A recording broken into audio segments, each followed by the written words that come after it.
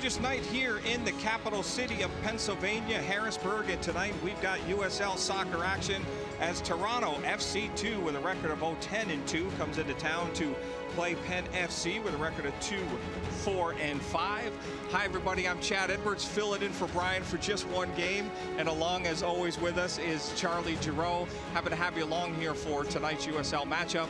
Toronto comes in struggling a little bit here. They have not been able to get on the score sheet. They had a loss 4-2 against the Tampa Bay Rowdies, but one thing to look at them, starting out here, Charlie, is they're struggling to keep the ball out of the net. They're getting goals. They just defensively just have not been able to keep a lot going. of defensive struggles in Harrisburg. He has an opportunity tonight. Penn FC has an opportunity tonight to cash in quickly. Perfect field conditions, beautiful night, great day for a match. Looking at Harrisburg now, they come off a 3-1 loss against Nashville, and Ken Tribbett, the defender, picks up the goal. For Harrisburg, they're struggling to put the ball in the net. That's been the big difference for them. They've played well, they've stayed in the games, they just don't have anybody that can put the ball in the net. Heineman's done some things for him, but the problem is when he gets the ball, there's no one around him to help him. And Heineman's scoring, Chad, was all really in one match. You've got Tribbett with two beautiful headers, the #2 scorer on the side, and that's a problem for Penn FC. They're bringing guys up from the back line to do the scoring. They've got to get production out of those offensive frontmen. Let's take a look at our players to watch for tonight. Starting with Toronto. Let's talk about Toronto's starting player. Pacello, a native Canadian, rookie in the league, first-year player, started the last 2 matches, played all 90 minutes, and netted 2 against Atlanta. So he's got the opportunity to score. He's a quick strike player. Okay, and for Harrisburg, the player to watch, we already talked about him, Ken Tribbett. He got that only goal in the game against Nashville. Beautiful head goal. But again, we just talked about it, you talked about it, you got a defender who's second in the scoring on the team, a defender. They got to put the ball in the net, but that's a guy on free kicks and restarts and on corner kicks. He's a guy to look for, though. Off of those set pieces, he's magic. His headers have been beautiful. I mean, they're highlight reel stuff, but again, there's got to be production out of that front line. The offensive side has to maintain a consistent attack. They're going to need to use those midfielders moving up to bring support, Brian. All right, Chad, that's okay. That's okay. I'm sure going to say the same tonight. We're going to be in the same boat all night. But that's been one of the weaknesses all season. Sounds good. And, Harrisburg, it could go any way. If they're not putting the ball in the net, could be a loss tonight. They got to put the ball in the net because Toronto can score. Let's take a look at those starters tonight, starting with Toronto. Toronto coming in with a lot of the same players that they've been playing with. As you take a look at those starters there, getting the normal shot in the goal, tonight is Catalano, I should say. We talked about Ucello in the opening. Some of these other players are going to have to get in the mix here for them, and defensively, they're going to have to be tough in the back with Oconee and Bosevic and Romeo. They've got to be tough in the back tonight against Harrisburg. As we flip the coin to take a look at Penn FC and the Harrisburg squad, for them, they've got to put the ball in the back of the net. Up top, we're going to be taking a look at Heineman. Heineman is in there. They need to get the ball to him. Opoku and some of them need to start to get around him. When they feed that ball in up top, he needs to bring them down, dish that ball off, and then get back into play. So that's a key player that's going to have to get into this match. And, of course, Piser's getting the start again tonight for them. And it's really the key, Chad, is that support around Heineman. Good delivery into the box, but then some support because he can't do it all by himself. Looking at the coaches, of course, the coach for Penn FC, he's been here. They've been down the road a little bit now. We're starting to get ready to get into our busy, really hectic summer season. So for Coach Voss, what do you do now? Now is the time you got to make those changes, those subtle changes to figure out how do you put the ball in the back of the net. But at this point in the season, you've got to have a set lineup and a group that has gelled together, works together, the chemistry's there. And that's what we're looking to see tonight. And for Toronto, of course, the coach for Toronto, experience comes in. He's played at a high level. He knows what this game needs. Now they just got to figure out how does Vanny take the advantage of a team in Harrisburg that can't put the ball in the back of the net and is struggling. How do they firm up that defense and see if they can't walk away with 3 points tonight? That'll be the key to the match. Exactly. So stay with us. We got a big contest coming up here as Toronto FC2 is in town against Penn FC. And we've got it all coming up next for you right here on USL Soccer.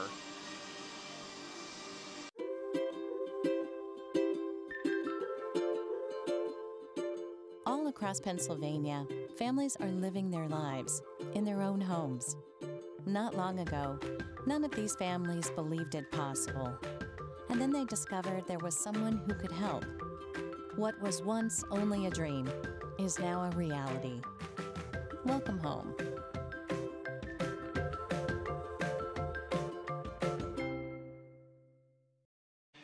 And welcome back here to FNB Stadium. We're about ready to get off with our kickoff, and we're going to throw it down to the third member of our team, Jess Crossan. Jess, you had a chance to talk to both coaches. You got some insight for us? Yes, I do. I was able to talk to head coach Raul Voss before the match day. He said the keys to tonight's game were making sure that the team was able to stay organized and play a very narrow game tonight. He also wanted to make sure the team was able to capitalize on their set pieces. Now, Toronto, too, on the other side, has undergone a lot of changes so far this season. So what their new head coach had to say was that after a very successful week of training, the team is very ready to play tonight's match. That's all he had for us. So back up to you guys.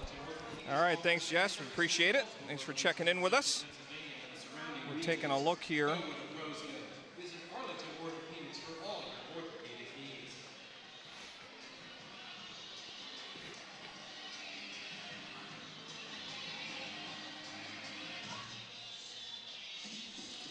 So we're just about ready to get underway here.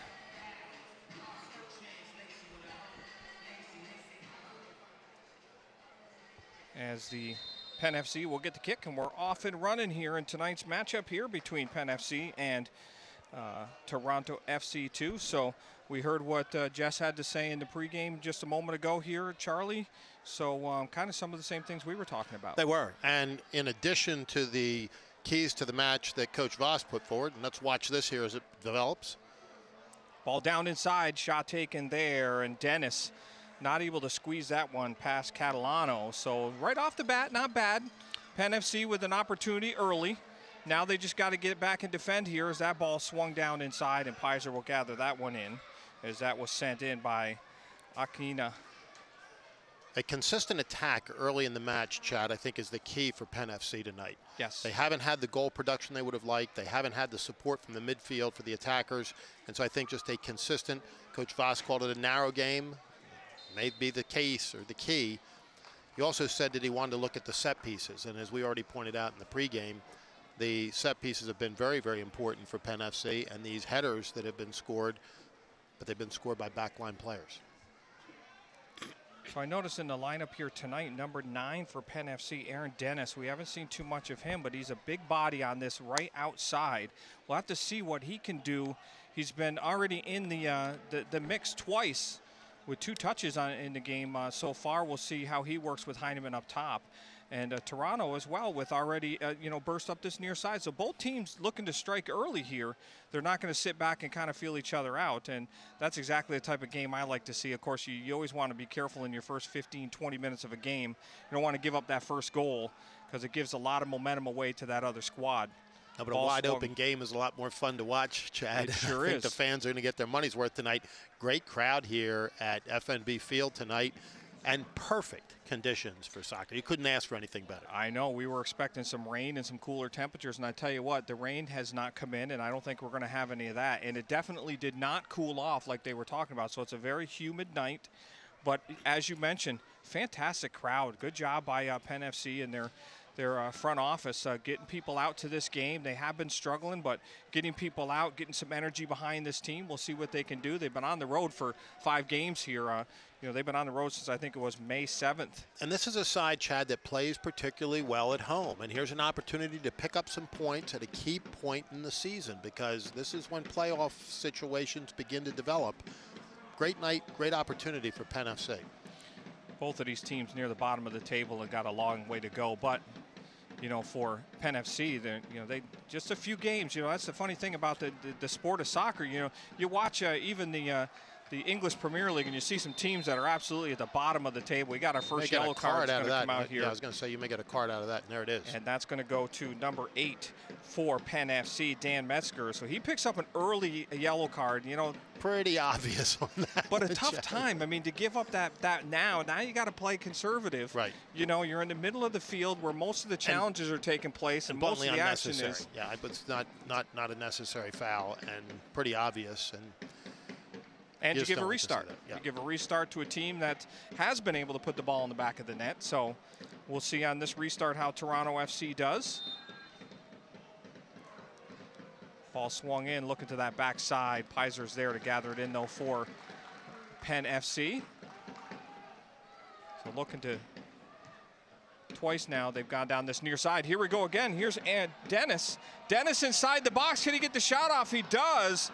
And he was dragged down gonna get partially. A corner out of that, but he's going to argue his case at least. He's not happy about the fact that there was no foul called inside the box there. I'd like to maybe see that one again. Yeah, I couldn't see what number it was. I think it was 77 on Coney. That was the one that went head-to-head with him down this near side. But again, there's the second opportunity for Aaron Dennis now for Penn FC. So two dangerous opportunities, and both of those, though, defended well against Toronto, who has struggled there. So a positive for them, and for Penn FC, two good opportunities early on. So both teams, you know, working their weaknesses pretty good early on. They really did. And, you know, Coach Voss said he wanted to pay particular attention to the set pieces tonight. First corner there, and they go short, which is interesting. Yeah. Middle of the field, here's that one taken away by Jaime momentarily. And Toronto again will work the center of the field. That one's going to be switched by Waija to the far side.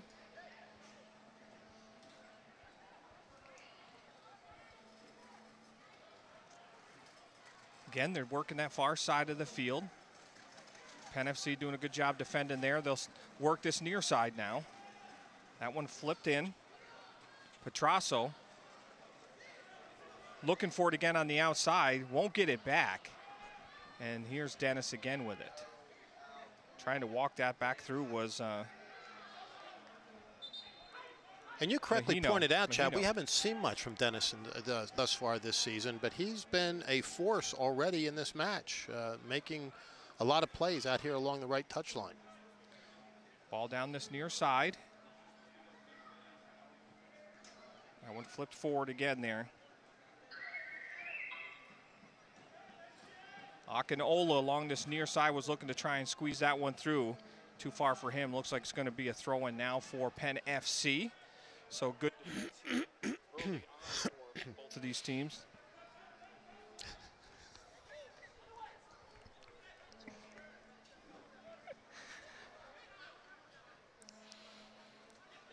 Middle of the field, knocked down on that play was Mahino.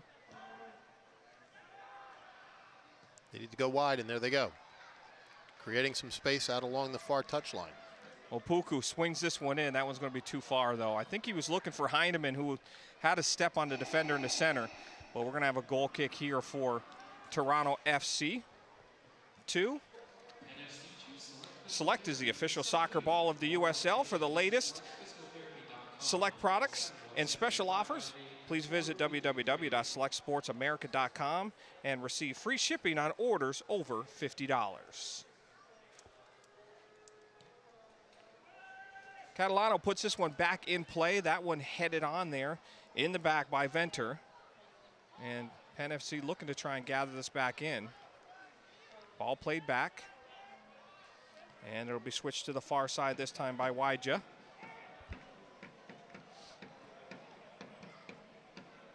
Romeo with it. He sent it down that far side, trying to keep it in play. This one will run long. We'll have a goal kick here.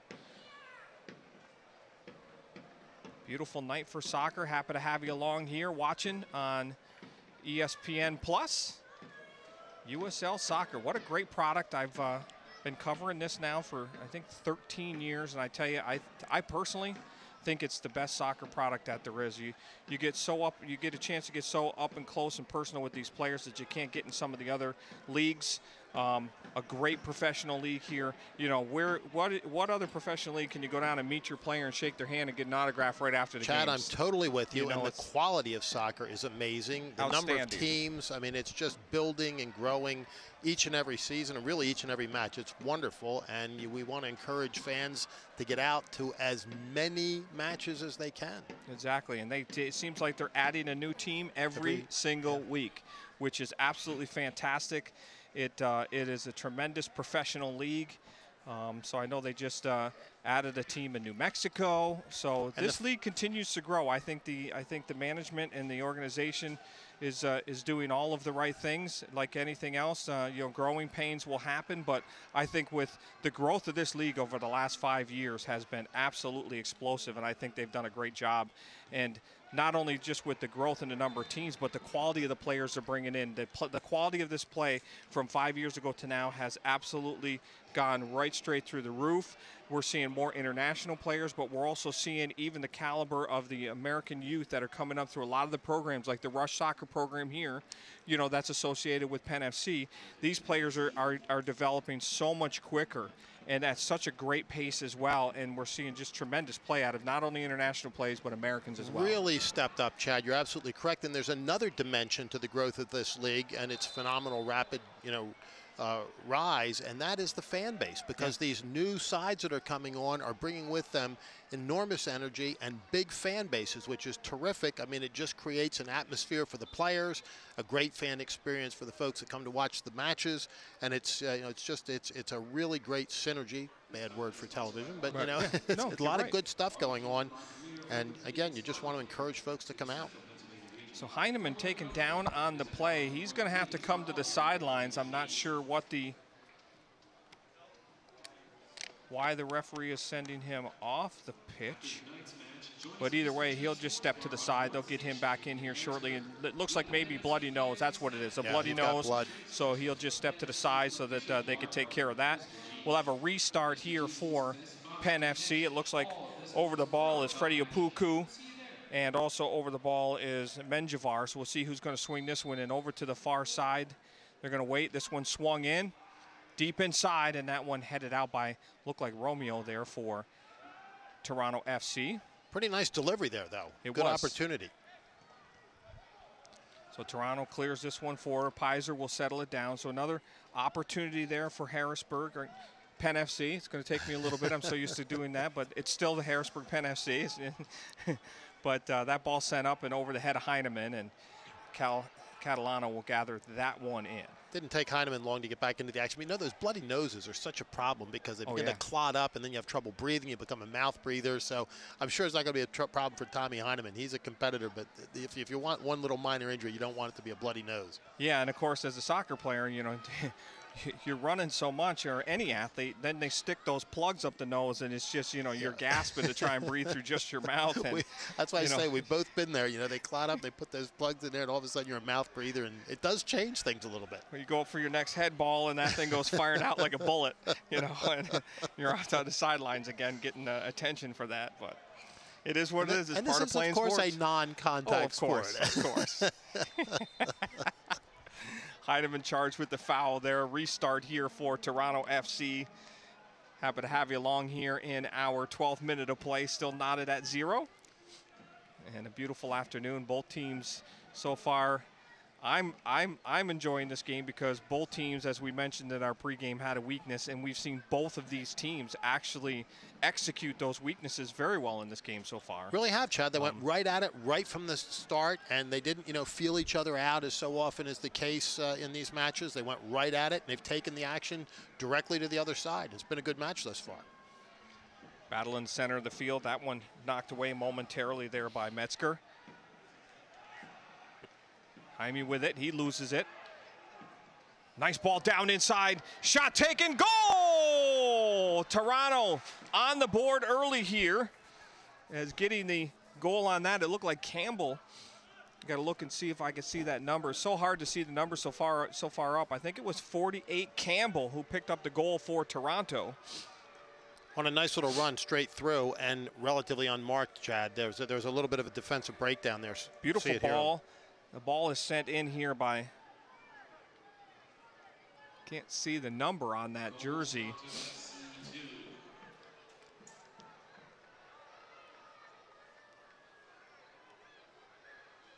Number 20, actually. So 20, Akinola picks up the goal here in the 13th minute for Toronto, and the assist on that was Mahino.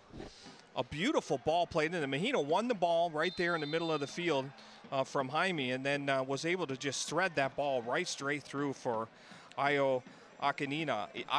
I should say. Yeah, So, really nice through ball, perfectly delivered, and as I said, a nice little run there to create that situation, but he didn't look like he was marked terribly well.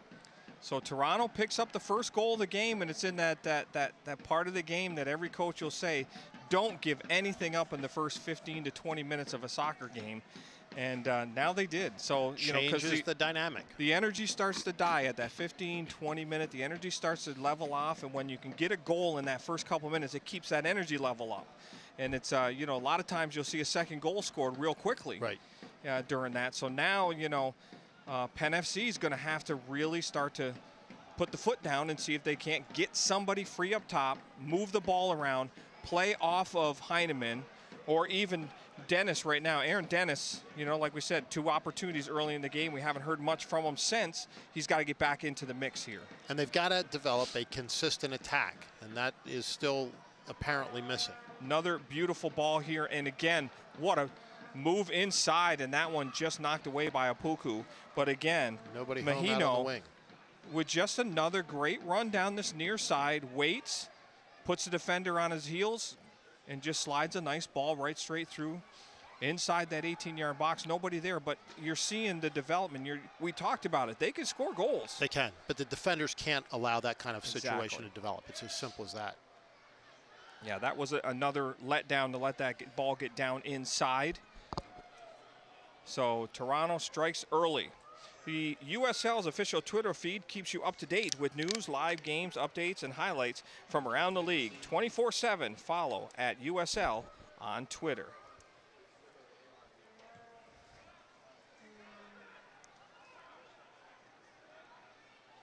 Heineman got ahead on that one, but again, nobody there on the other end of that ball.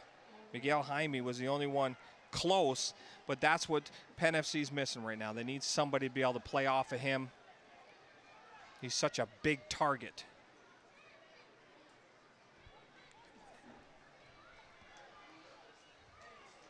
Just checking a little result from another sporting event this afternoon, Chad, as Justify becomes the 13th horse to win the Triple Crown. Wow. And only the second big. Undefeated horse to win the Triple Crown. And this is the first of the 3 races that was not in massive rain. Right. So, you know, you weren't sure if he was a mutter. He was, you know what I mean? He was much more than a mutter. He could show that he could perform in both. So and ran over the long distance and ran very well. Well, great for the sport of kings. Great for the jockey. I mean, he's a legend. He's been in the sport a long time. And, of course, the trainer of that horse, becoming pretty much a fixture and a legend himself, you know what I mean? So you got a legend trainer and a legend jockey, you know.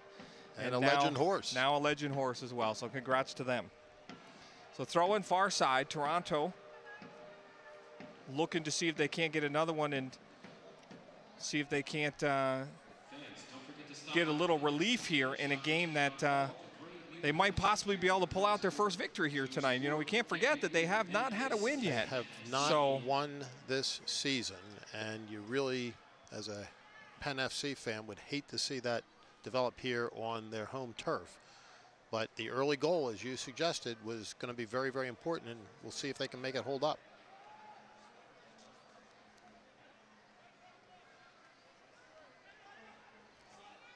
And speaking of major sporting events, Chad, we're only a week away from the start of the World Cup competition. Unfortunately, the U.S. side not in it this year, but I'm wearing, as several here on press row, our Brazilian colors. Yep, absolutely. And you are a proud Brazilian. I am. That's good. Here we got opportunity here for Penn FC. Jaime with a shot, and that one's going to be deflected and sent out for a corner kick, but another great opportunity there as Miguel Jaime almost got around the outside there of the Toronto defense. So now look for Heineman inside here. You've got the big, tall now Aaron Dennis in there. Bring Tribbett up. Tribbett's up now along the top of that 18-yard box. Tribbett with 2 big headers this season, one last game. So another big target here. And they're not going short this time, so let's see how this develops. Well, maybe they are. They were looking to. Yeah. Now they stretched out. They are, actually. Figured they stretched that defense a little bit. This one chipped to the backside. Tribbett's there across the goal over the head of Heineman, and that one just sent wide by Jaime on the far side. Or check that. That just sent wide there by Resende for Penn FC. What a beautiful corner kick. Plays it short, laid it back out. Tribbett sneaks to that back post as we take a look, Charlie, here. Great opportunity, and Coach Voss has to be pleased with this. He said they were going to judge how they played off of these set pieces. That was about as well played as you can get. And as a player, if you can send that ball back across the goal, that's always the dangerous play. You know, because you got that goalie having to switch directions, the defense having to switch directions. The and keeper's always out of position. Exactly, and if it's a set play, you've got your guys already set in there waiting for that ball to come across. And Tribbett did a beautiful job of heading that one and keeping it in play. Another great nice ball. Oh, just a little too far ahead, but he saw the opening, good through pass. So Resende would like to have that one back. It went just over the head of Heineman, and Resende was right there, one-timer, and just sent that one wide. So Penn FC staying in this one, not getting discouraged after that early goal. And Heineman just looks hungry, Chad. He does. He really does. You can just tell. And Tribbett, you know, we haven't heard a lot of him. We haven't seen him challenge much defensively as the ball swung back towards him, but that was the first that we've heard him, in the game. And for someone who's the second leading scorer on the team, you get him in the mix, that always is a big one. Another great ball inside. Jaime is offsides, though, so they'll bring this one back. But I like this. We haven't seen this, Charlie. We haven't seen this at all from a Penn FC team. Somebody that is making those runs, constantly making those runs, switching things up, trying to challenge that back defense for Toronto. If you're going to hold that high line, I'm going to try and run through you. They're holding that high line right now, and we've seen a couple dangerous balls. And those long runs are the key to breaking up that line. And as you know, it creates space, and then you've got the opportunity for those good through balls, which they're creating. Unfortunately, the last one was just a little ahead of the run, but sooner or later, you get real opportunities out of that. Now, Jaime's been one of those players that comes in. He's like an Energizer bunny. Now, he tends to tail off when you put out that much kind of energy. So if they could get him in the mix early here, get something at him, get a goal, get an assist off of these runs, then sub him out. It's tough when you got a player like him that's making so much happen, and then you got to sub him out because he's exhausted in the second half. You know what I mean? And that has been a challenge for Penn FC, as you correctly point out, Chad. And the substitution strategy is going to be interesting tonight. As you know, in this league, very rarely do they substitute in the first half. Exactly. But it's going to be a question of how soon they bring new, fresh players in the second. And, of course, we're getting into those hotter months. You only have 3 subs, so you got to play them, sparingly and make sure you're making the right sub and hope nobody gets an injury late in the game, too. Exactly, and hydration becomes a key part of it. Very humid out here tonight, so these players are sweating profusely, and it takes it out of you. Oconee with it, swings it back across. Continuing to send that as Campbell all the way to the far side for Romeo now. Romeo back in the middle. And again, here comes number 88, dishes it off as usual. Another shot up over the top. I've been very impressed with Mahino so far in this contest. Alan Marino. He's a player. Mahino, he is a player. Again, dancing through the middle, gets another great pass off, another shot at the goal, and an opportunity for Toronto. So like Jaime is being dangerous up front right now for Penn FC, the battle in the midfield right now is being won by number 88 for Toronto FC, Mahino.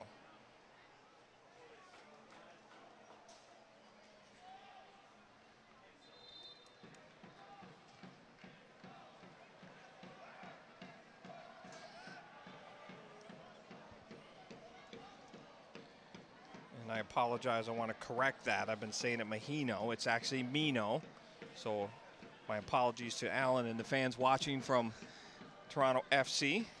Do our best to make sure we represent your team as well. And if you're watching in Toronto, make sure you get out for your team's next home game. Get those tickets. It's a great product, boy. What a great stadium to play into in Toronto.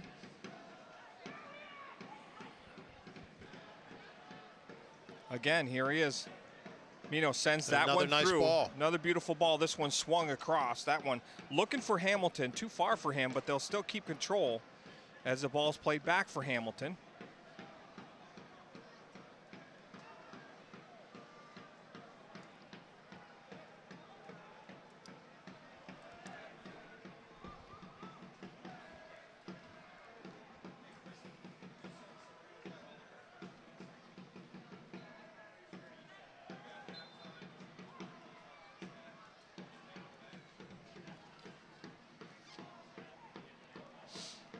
foul there, and there you see Mino for Toronto having a great game. This one along this near side. Aaron trying to get to that one, goes off his back and out of play actually. So ball be put back in by Petrasso. Petrasso sends it down in. Nice job trying to work this around the outside, and that one gathered in and knocked down there by Franco for Penn FC. Nice heel pass there, back to Oconee, I should say, apologize. Toronto has moved the ball well tonight. You They know, have. for a team that hasn't won a match, they look pretty good. You know, I can see a little bit of the, they play only 3 on the back line. You know, so it's, that's a dangerous thing sometimes if you don't have your backs getting back. And we've seen a little bit of that, that breakdown in the back. And I'm not sure if that's why they're giving up those games. But quite honestly, from the midfield forward, they've been a very strong team. They move the ball well. Here comes another one. Great positioning. Yeah, it's interesting, Chad, as we've watched them, first time we're seeing them this season. They do move well up front, and that accounts obviously for the goal-scoring production that they've had. And again, with the 3 backs, that probably suggests why they've had problems giving up goals. Exactly, exactly.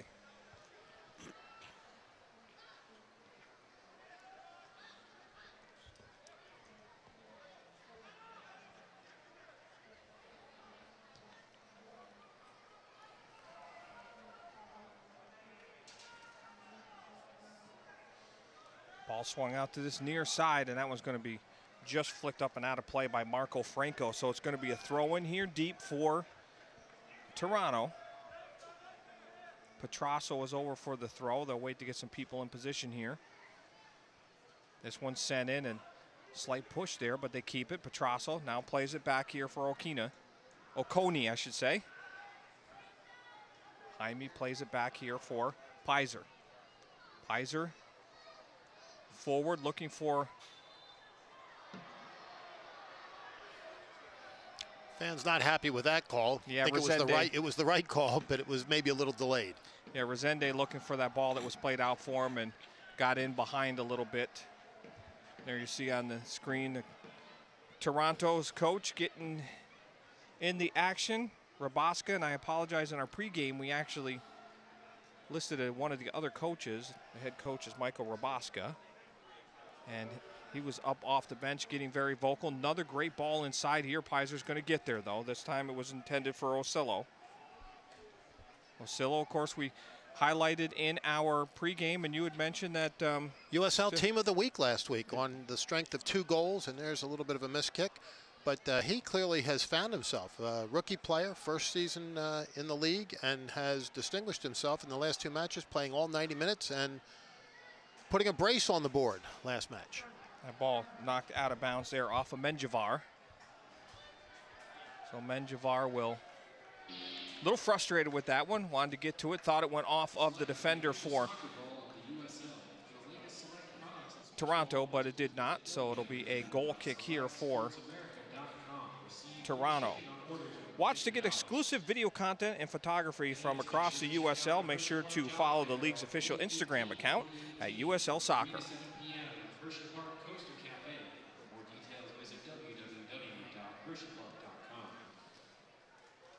I'll play it to wide open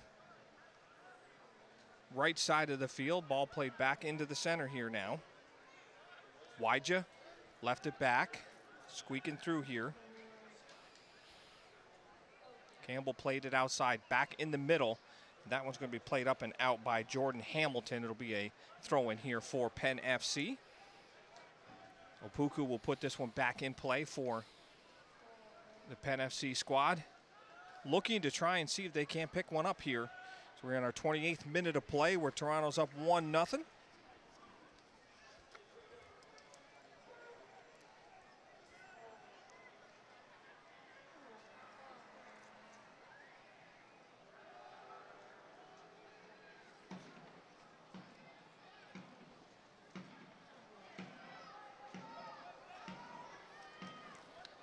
Ball down on the outside. Here's Aaron with it now.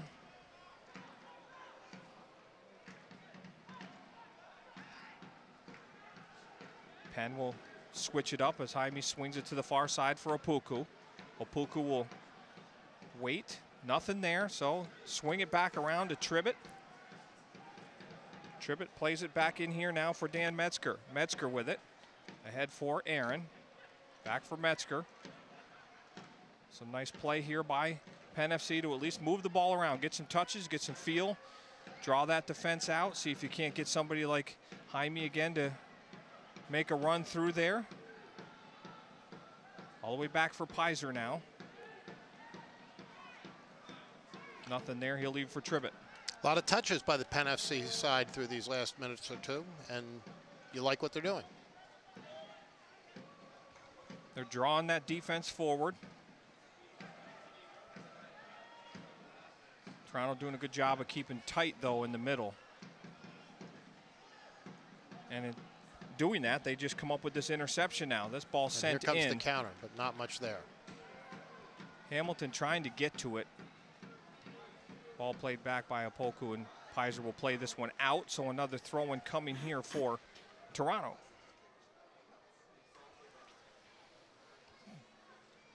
Into the 30th minute here, Chad, and the score remains 1-0 Toronto on the strength of an early goal.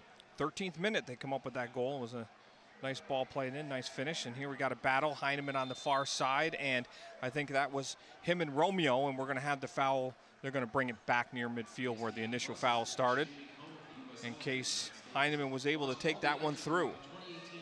Voting is now open for the USL's monthly awards for May. Cast your vote for Player of the Month, Goal of the Month, Save of the Month this weekend at uslsoccer.com.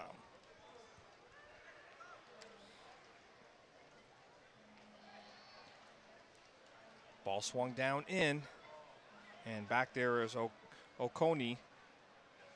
And taken away here. And that one knocked away. Menjivar trying to slide it inside for Jaime. Could not find him. And it'll come all the way back there for Catalano. Yep.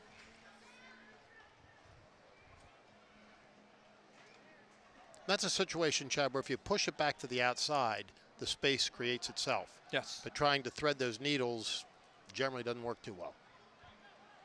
Romeo knocks it back forward. This one headed forward again here by Venter. Here's Aaron with it. Aaron with a blast, and that one steered to the side by Catalano. So beautifully struck. Nice move and beautifully struck. He had that right post in his eyesight, but very, very nicely defended by the keeper. And Aaron Dennis, you see here, waits, takes on the defender, gets that little step right here and lets it go. And Catalano had to get all of that one, or nice ball played on net. So another great save by Catalano. Keep it at 0 for that one, just headed wide. So opportunities coming. Yeah, and they have to be pleased with the corners. They've all created opportunities, none yet on net, but they're coming, and that's what Coach Voss said they wanted to do, and they're executing his plan. There's the Kyle Venter getting that header, just steered that one just a little too wide.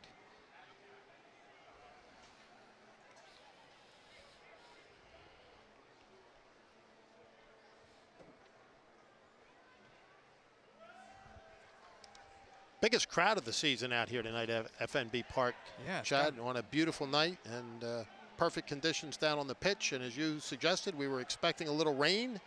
Didn't materialize. And as the sun sets over the Susquehanna, it couldn't be much more pretty for a summer night. And it looks like Heineman has that bloody nose possibly again over there. Looks like he may have to go off again. And after tonight's game, of course, there'll be fireworks. Yeah, Heineman's will take place wiping here. His nose again. Yep. And you're right, those plugs may be flying around at this point. The officials checking him out, making sure there's no blood on his face. Exactly. And Heineman explaining how it might have gotten there. Exactly. Exactly.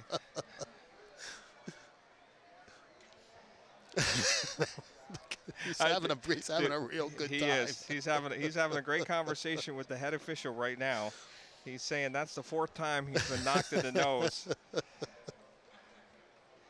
Play My First Million, the new scratch-off from the Pennsylvania Lottery. Players must be 18 years or older. Please play responsibly.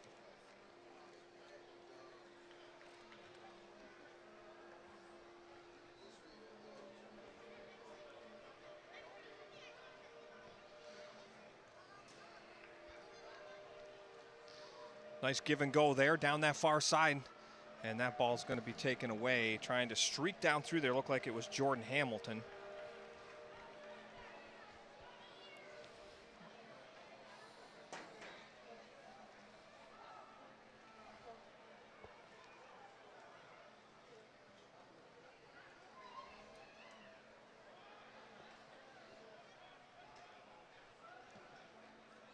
Another ball sent forward here. That one knocked down in the back there by Campbell. Aaron Dennis knocked to the surface again. Quick restart here for Penn FC. No one there. Swings it to this near side now. Menjivar touches that one in, trying to get to this end line. And nice job defended, almost keeping that in, but a nice job defended down in there. Number 39, Luca Petrasso for Toronto FC2. Penn FC will return to FNB Field, I should say, on Tuesday, June 12th for a match with the Richmond Kickers. That's this Tuesday. Make sure you get out and get your tickets. Come on out and enjoy a beautiful night of soccer here from FNB Field on City Island in Harrisburg. Ball sent forward. That one headed on by Venter. Again, this one gathered in and settled down. Toronto winning more than their share of these aerial battles tonight, are. Chad, and that's something that I'm sure Coach Voss is going to want to talk about at halftime, because Penn FC has, through the season, prevailed on most of those. They need to do it again tonight. They do, and they've done a great job when they have won those as well of keeping control, at least for a touch or two. You know, it's different to win it, but and keep it, or win it and lose it right away. And they've done it. They've done a good job of winning and keeping for at least a few knocks around. You're absolutely right. You know, they've had multiple touches after winning the head, and that's the key to, especially in the midfield, developing an attack. Heineman will lead this for Opoku. Will all contestants for the halftime contest please report to section 201 to be escorted to your event. Penn FC again looking to knock this around, see if they can't pull that defense out. They've done that. Opoku with it now, sends it in. This one knocked down. In for Heineman, actually just off the foot of Romeo, or that one was going to be in there for another opportunity. Intercepted by Aaron Dennis. No call there as the player steps in front of him. That was Mino.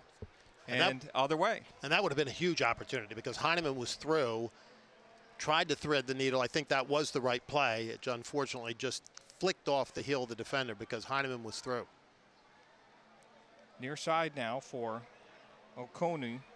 Oconee will play it back into the center. This one swung all the way across again now for Dante Campbell. Campbell ahead. This one for Hamilton, and Hamilton sending that one forward for Akinola, and just could not thread him through. And Heineman one-on-one with the keeper is a situation any coach would love to have. Oh, yeah, absolutely. What I do like about tonight's game, Charlie, that I don't think that we've seen, at least from the home games, and even from some of the games I've been watching online, the Nashville game, is we've already seen 3 players that have gotten in the mix here for Penn FC in terms of opportunities. We've only seen 1 player, or maybe 2, throughout the whole game, you know, getting into play. So it's a positive to see at least 3 players getting opportunities at the goal. You know, and on the other side of the field, you know, Toronto's doing exactly what they've done all season long. They're getting the opportunities, and they're pressing hard, and they're doing a great job in the midfield. And you could just feel another one's coming. So Penn just they've got to get something moving here. They've got to capitalize on those few opportunities they have had. They really do need to capitalize, but you are correct. Tonight we're seeing good play from a number of position players, being in the action, making things happen. Coach Voss has been experimenting with lineups, juggling a lot of personnel. I think he's beginning to see which group really gels, which set of players has chemistry, for lack of a better term, and which group is going to be able to give them the consistent, and I underline consistent, offensive production they need. I think defensively they've been solid. They have They've been very solid. You know, they've given up a couple weak goals, but overall I think defensively they're doing a pretty good job. The center of the field, I think they're getting better in terms of that midfield play. Now if they could just tighten up the midfield play between Heineman and whoever is that point player right now, the goals are going to come. I just think that with so many different changes throughout the season so far, trying to find who works, it's been tough to generate goals because you don't have that consistency. Right, and consistency, Chad, you just hit the nail on the head, is the giant word. And I think that as he finds the group that he's comfortable with, that he believes will work well together, you'll see that consistency. It's vital now that we're into this stage of the season, because now you're talking about playoff possibilities, and as you've already pointed out, a couple of wins here and there changes things around dramatically. You might be at the bottom of the level right now, but a couple of wins, you're right back in the hunt. Heineman with a nice swing pass outside here now for Franco. Franco swings it inside, and that one headed on there in the back by Romeo. Here comes Toronto. Nice ball play forward. They're building numbers very quickly. Give and go there up top between Akiolo and Hamilton, and they just were not able to get on the same page, and now we've got a foul, and this one's going to go against Toronto, and we got some pushing and shoving still going on. I think we're going to see a card now against Toronto, and this one's going to go against 22. And Jordan Hamilton frustrated. He had an opportunity there. He gave the ball up to Okinola, and Okinola just couldn't get it back to him, and Hamilton with I think a little bit of frustration afterwards, losing that ball. Yeah. And then of course you want to keep your composure, and I think it just, each side carrying a yellow card now over situations that coaches would not want to see develop. Exactly. But you also want to see that fire sometimes. You do, but you want to see smart play, and neither one of those situations that developed tonight were smart play. Exactly. So we're coming up. We are in our 41st minute, and still 1-0 in favor of Toronto FC off a beautiful goal in the 13th minute. Great build-up, great midfield play, and a nice through ball that put them on the board. And opportunity here, and again, that's two balls now by Okinola that just were not fed right. He had a wide open player on the far side. That one knocked down by Romeo, and they try and clear. I played for a coach, Chad, whose side did not have a single yellow card for an entire season. Wait a second. Not one single yellow card. You're kidding. For an entire season. Wow. At the highest levels of the NCAA Division III. I mean, as you know, Messiah College has won an awful lot of national championships. And that was under Leighton Shoemaker, and he had a season where not a single yellow card. And I think that was one of the things he was most proud of. Yeah, I mean, have that. Clearly they were playing with a lot of fire, but they made sure that they didn't do things that collected them extra paper. That is amazing right there. If it wasn't coming from you, I wouldn't believe it. It's hard to believe. I know you played there, and I didn't say I never collected. No, I'm just saying. I know you played there, so it would be coming from somebody that at least knows the source, But well, of course, you must have collected a few. I might have. With that Brazilian blood, you collected just a little bit, right? That Latin temper might have come to the surface every once in a while. And Leighton Shoemaker proved his patience. I mean, what a great man. God rest his soul. He passed away a number of years ago, but one of the winningest coaches in NCAA history, and certainly built a powerhouse down there. More NCAA championships at any level of soccer than any other team in They're history. A powerhouse for both men's and women's. Both men and women. Absolutely amazing programs down there. So players come from all over the world to play for them. They do. So it's a Division I, Division III program. You know what I mean? Yeah, I mean, it really is. Like I have been somebody that's encouraged them to play Division I. Yeah. Because they can certainly compete at that level. Oh, they definitely. So we are now in our 43rd minute. I don't think we'll see very much stoppage time as we start to get near the close of this half. Yeah, not much at all. A little bit of Heineman nose time, and that'll be about it. In the goal, maybe, a little bit. But, that's right. And throw in there, player on sides on the throw. And this one's going to, boy, oh boy, I thought that one was going to sneak in that back post. That is one of those weird ones, Chad, where it doesn't look like it has any danger written on it at all. And all of a sudden, you look at it, oh my God, that far post is open. I think Pizer thought, that's just going wide. And the spin on that ball just kept taking it towards that goal. Dangerous play there. And the spin was actually picking up speed for it. You know, yeah. I think he looked like, whoa, where's that thing going? Great quick play, though, by Toronto, too, on that throw-in. Had a player deep inside, and you're not offsides on the throw-in for all your youth players.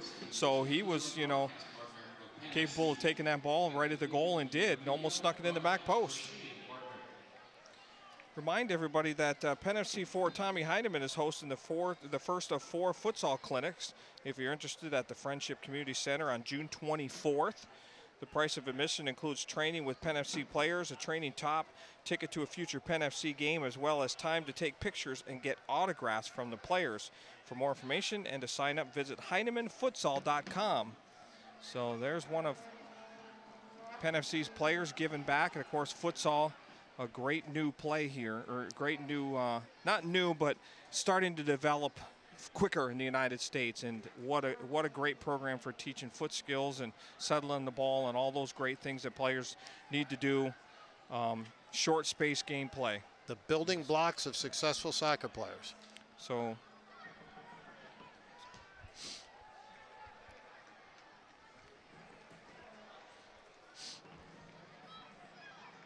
that one knocked out of play. Again, that one intended for Menjivar this time. Menjivar will put it back in play. No, he won't. He'll leave it as we are in our 45th minute of play. And we'll wait and see how much stoppage time we will have here in our first half. And the sign is up. We'll have 2 minutes of stoppage time, so 2 minutes as Toronto starts to work this ball forward once again. Step into the side, swings it to this near side now for Petrasso. Petrasso across the front, and that one knocked out of play. We got a corner kick coming up, coming back and getting on the ball, and that was Kyle Venter. Nice build-up again on this near side by Toronto FC. Ball fed across the front, and Venter doing a good job of getting that out of play, running back towards his own goal. Swung down inside, and that one off the head and out of play. And that one's going to go out of play off of Akinino, I should say. Akinolo, I should say. He's the one tonight that I'm having a hard time with. And he's always in the action. I know. There's always one. It never fails. Near side now here. Venter with it. Venter sends it ahead. And again, Toronto gathers that ball at the midfield. They've won a lot of battles in the midfield. They have. It's going to be interesting to see the time of possession through the first half, Chad, because Toronto has possessed the ball in the midfield an awful lot tonight, largely on those won battles. Ball swung outside. It's going to be settled now.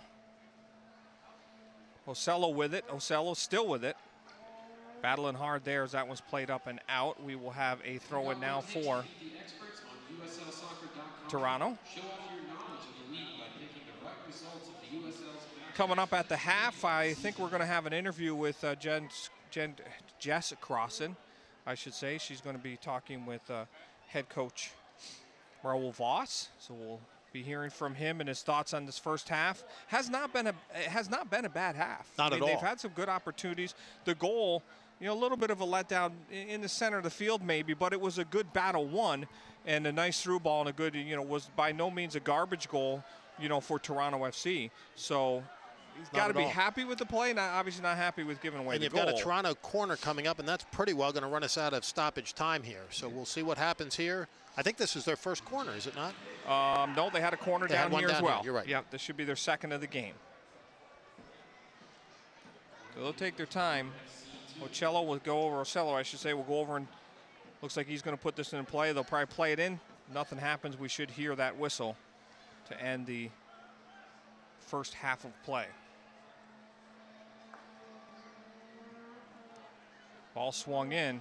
Pizer got a hand on that one and a foul inside as well, and that'll probably be it once they put this one back in play.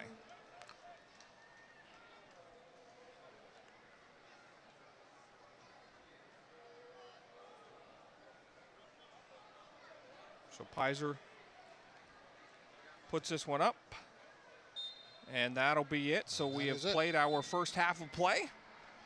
And just one goal coming in the 13th minute.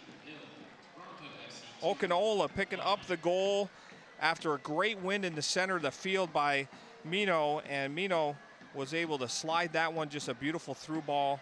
And Okinola, Akinola, that one's gonna kill me. Before the night is over, I'm gonna get it right. Akinola was able to slide that one in, just a great finish. So we'll wait and see here if Jess is gonna be able to grab our head coach. And I'm not quite sure if we're going to have that interview or not, Charlie. We'll wait and see. And while we wait to see if we're going to get that, Penn FC is Rush Soccer's first team, making its USA debut this season. Rush Soccer is an international organization dedicated to the development of youth soccer players. Based in Littleton, Colorado, Rush Soccer is partnered with 85 clubs around the globe, providing a comprehensive club development program to over 32,000 players. Penn FC is proud to sit on the top of the Rush Soccer pyramid. It's probably not the most sophisticated analysis you've ever had of a half of soccer, Chad, but it was a fun half. It was just good, fun soccer. The fans here had a great experience through the first half. Obviously, the Penn FC side a little bit disappointed that they're down one, but it was well played by both sides, going to their strengths and really avoiding their weaknesses on both sides. So second half, I think, will shape up as a situation where you're going to see Penn FC pressing a little bit more. I think they'll make some adjustments to push their offense a little bit more, create more opportunities, build the attack faster. But I think you're going to see much of the same thing in the second half. It's going to be a fun day. Yeah, maybe Penn FC take just a couple more chances. Jess Crossan now is ready. We'll send it down to her. She is with Coach Raul Voss. Hey guys, I'm here with head coach Raul Voss. Coach, it was by no means a bad first half here in Harrisburg. Unfortunately, Toronto was able to get one in early. What are some things we're going to talk about in the locker room to make a change in the second half? Yeah, we didn't really get a grip on the game. Too many times they came through our middle too easy. We were a step late there, so we're trying to fix that, trying to change that. That's going to be important. It's definitely nice to see some more opportunities in this first half. Here's hoping we've got some more coming in the second half. Are you thinking about making any changes? Thinking about it, gotta discuss it now to be sure, but yeah, most likely we're gonna make a change now. Thank you, good luck, Coach. Back to you guys. So same thing we were talking about, Jess, thank you, but same thing we were talking about. They did do a great job in the middle of the field, and they did expose Penn FC in the middle of the field. That's where the goal came from. So, you know, Coach Voss is right on it. So now that's something they're going to tackle, and we'll see what change that makes in the second half. That's going to be critical. We talked about that earlier, Chad. You pointed out that, you know, generally speaking in the USL, there aren't changes made in the first half, but sometimes they are made right at the half. Don't think anybody's winded yet. At least you didn't see that out on the play field, but I think he suggested pretty strongly that we're going to have a change at the half rather than waiting until some point into the second half. Exactly. We'll wait and see what that is. So after one half of play here, it is Toronto up 1-0 off a goal in the 13th minute. Stay with us. We'll be back with our halftime show shortly, right after this. Crooked Hill Townhomes is the official housing partner of Penn FC. The rental community located in Susquehanna Township features 3-bedroom townhomes with attached garages and optional finished basements. The community features 6 beautiful floor plans, a state-of-the-art fitness facility, and an off-leash dog park. For more information on the community, visit www.crookedhillapts.com. Crooked Hill Townhomes, the best in luxury living at Central PA.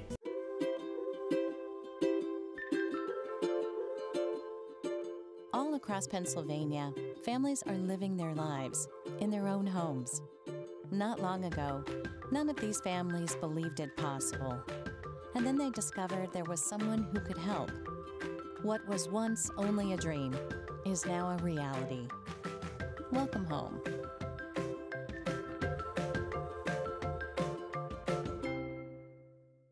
Did you know all electronics must be recycled?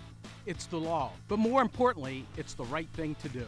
At the Recycling Center, Dauphin County residents can recycle older broken TVs, computers, cell phones, laptops, major appliances, even paper. The Recycling Center is conveniently located on Cameron Street in Harrisburg. It makes recycling fast, safe, and simple.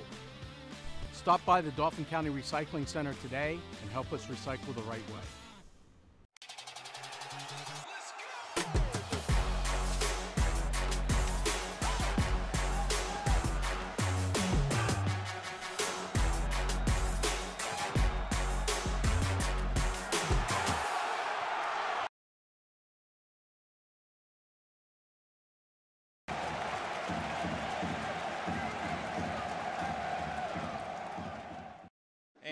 Welcome back. We are at the half here where Toronto leads Penn FC by a score of 1-0. It is Star Wars night here in Harrisburg, and we've got some characters here as well, but we also had a chance to hear from some of these Penn FC team about their Star Wars experiences, and here's that right now.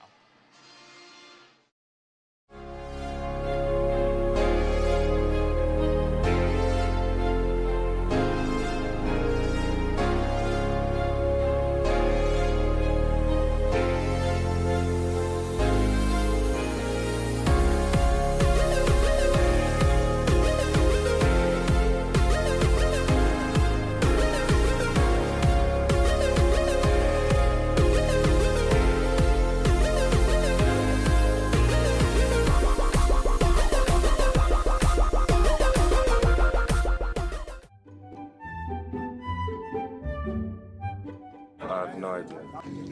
Millennium Falcon. Oh my God. A Knight Rider, something like that? Millennium Falcon. Lightsaber. Lightsabers. Lightsaber. It would be a lightsaber. No idea. Anakin Skywalker. Luke Skywalker? Anakin Skywalker.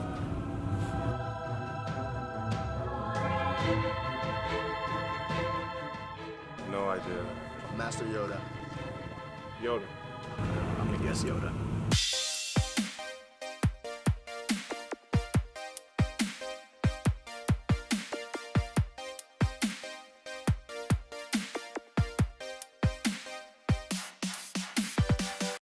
So Star Wars, as a kid, that was a huge thing for me, and all these years later, and I won't give up my age, 50, Star Wars is still a big thing here, and it's great to see them come out and the players get involved in that and see that side of them. I won't tell you how old I am, but when I was a kid, Star Wars was a long way in the future. We'll leave it at that. We're going to take this time now, we're going to take a break, and you're going to get a chance to hear about some of the great stuff that's taking place around the USL. We'll return after this.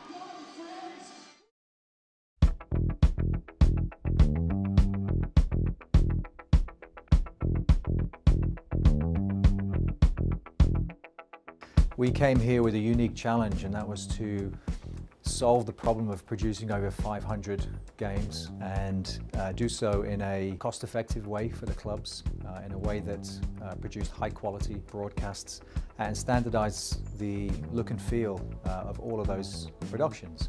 Outside of the live event, the match experience, outside of that, the broadcast is the window into the brand for the club and for the league. And you need to be able to capture that in a compelling way with a quality broadcast. A large portion of the teams work with our partner Vista on REMI Productions, remote integration. What that means is that the production of the game is actually handled mostly away from site. So the way these games work is a truck will show up locally at the stadium. There'll be 4 camera operators there, and those signals are sent all the way here to Fort Lauderdale. And here locally at Vista, the game is cut. The game has graphics put on top of it. Replay is done here, and in many cases, the play-by-play is actually done on site here at Vista as well. So after the game is fully produced, we have a signal that goes to our partner ESPN Plus for US distribution. We have a signal that goes to YouTube for international distribution. And then for the teams that have an over-the-air local broadcast regional sports network deal, the signal is sent to their partners as well. So even for the games that aren't done with a REMI production, all games flow through Vista, and all those signals have to get sent out all over the world to reach the fans of USL. Because of those REMI productions, we'll oftentimes have 5 or 6 games going on at one time. Nobody is doing sports REMI productions on this level consistently. We have built one of the largest REMI production models of any league in the world. And now we're able to deliver anywhere in the world to our partners at ESPN, fully produced matches from all over the country. We couldn't be more thrilled with the progress we've made and some of the innovative things now we're going to be able to start to bring into the broadcast moving forward.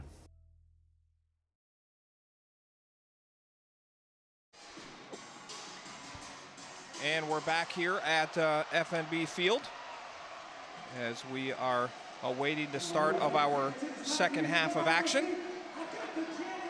And we're going to take a look at our highlights for tonight's action.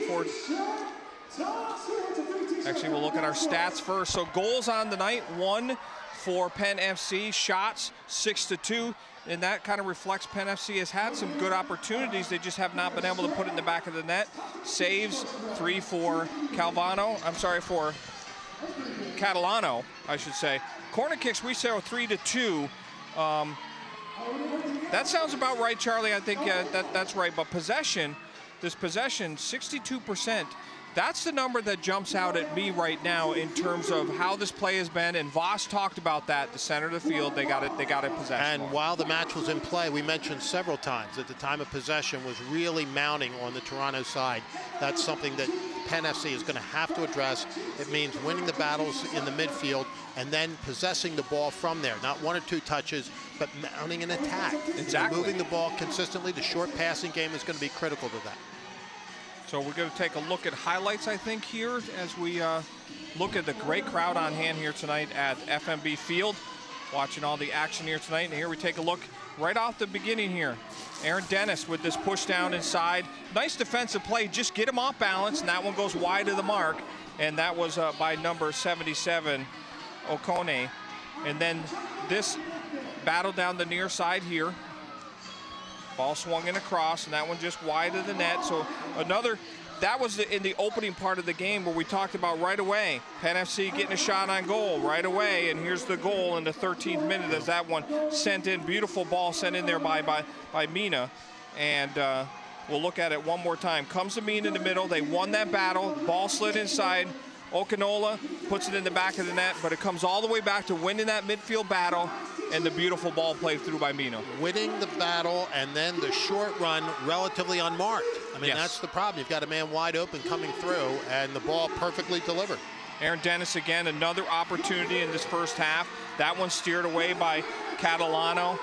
Jaime was busy in this first half as well. We saw a couple of these runs from him as that one was blocked and sent to the side. So opportunities on both sides of the ball, but the big play, of course, that goal in the 13th minute. The midfield play and that possession, winning the ball, possessing the ball that we spoke about, and then the great run and the through ball. 1 shot on goal, 1 mark on the scoreboard. Penn FC has had the shots. They're going to have to make those opportunities count. Exactly. So there you see our score at halftime, 1-0, as we're waiting to start our second half of play. And we'll have to see what Penn FC is going to do when they start to adjust for that in the midfield, because, you know, Mina. Penn FC U, Spring Grove Dell, and Camp Hill Soccer Club. That was that. All across Pennsylvania, families are living their lives in their own homes. Not long ago, none of these families believed it possible. And then they discovered there was someone who could help. What was once only a dream is now a reality. Welcome home.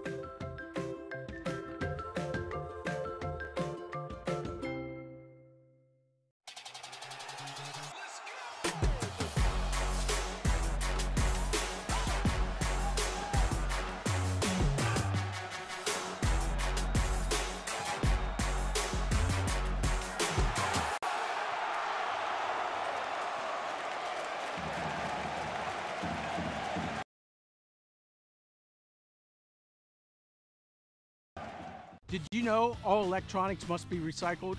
It's the law. But more importantly, it's the right thing to do.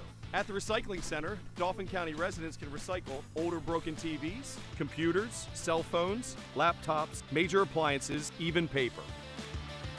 The Recycling Center is conveniently located on Cameron Street in Harrisburg. It makes recycling fast, safe, and simple. Stop by the Dauphin County Recycling Center today and help us recycle the right way.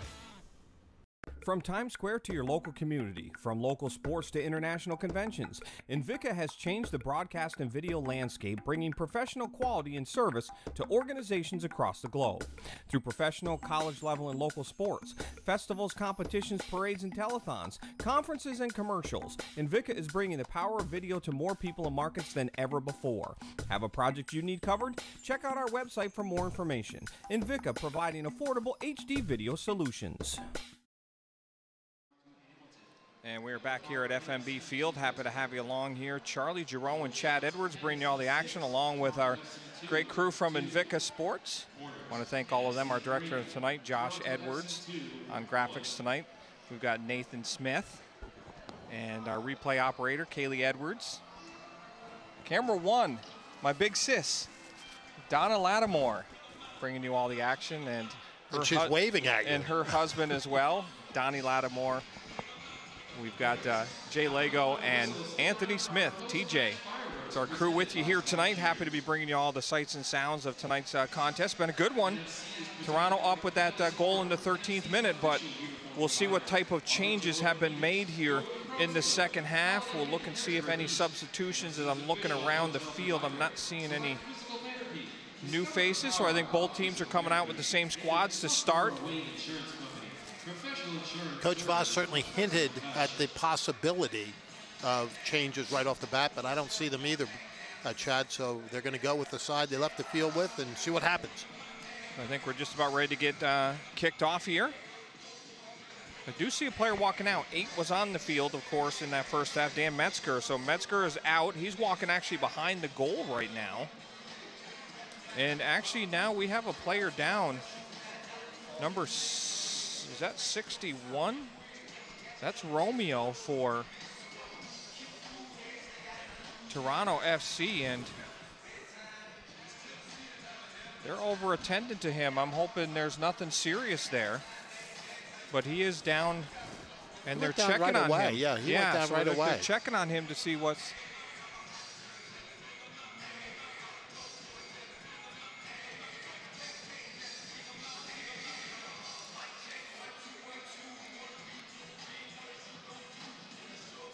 He's up checking. So we've got Hawkins in now for Metzger. So that's the one substitution that we do have to start this second half.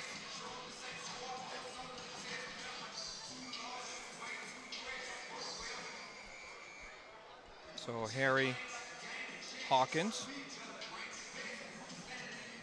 So I'm sorry, I was checking that sub. So we've got a player. Looked like he was sick to his stomach. Hopefully not heat exhaustion or something like that. So they brought him water, but he was. They'll see if maybe they can get him off to the side as we have a delay getting started in this second half here. You don't see that too often, but you know, we haven't had a lot of heat. And humidity, and he went right to his knees. I mean, it was very interesting. You know, the match hadn't even started the second half. They came out of the locker room. He was lined up to play and went right to his knees and appears to be sick to his stomach. You still see him there, so hopefully we'll see him get to the sidelines. He is up, so that is good to see. So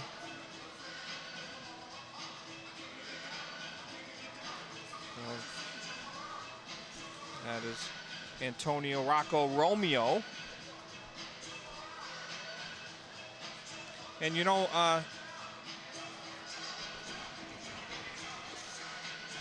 so I guess we're waiting on the grounds crew here to clean this up a little bit. So we'll have a little bit of a delay here. And you know, the opportunity, we had mentioned this, we were talking during the halftime, during the break there, Charlie, about Aaron Dennis.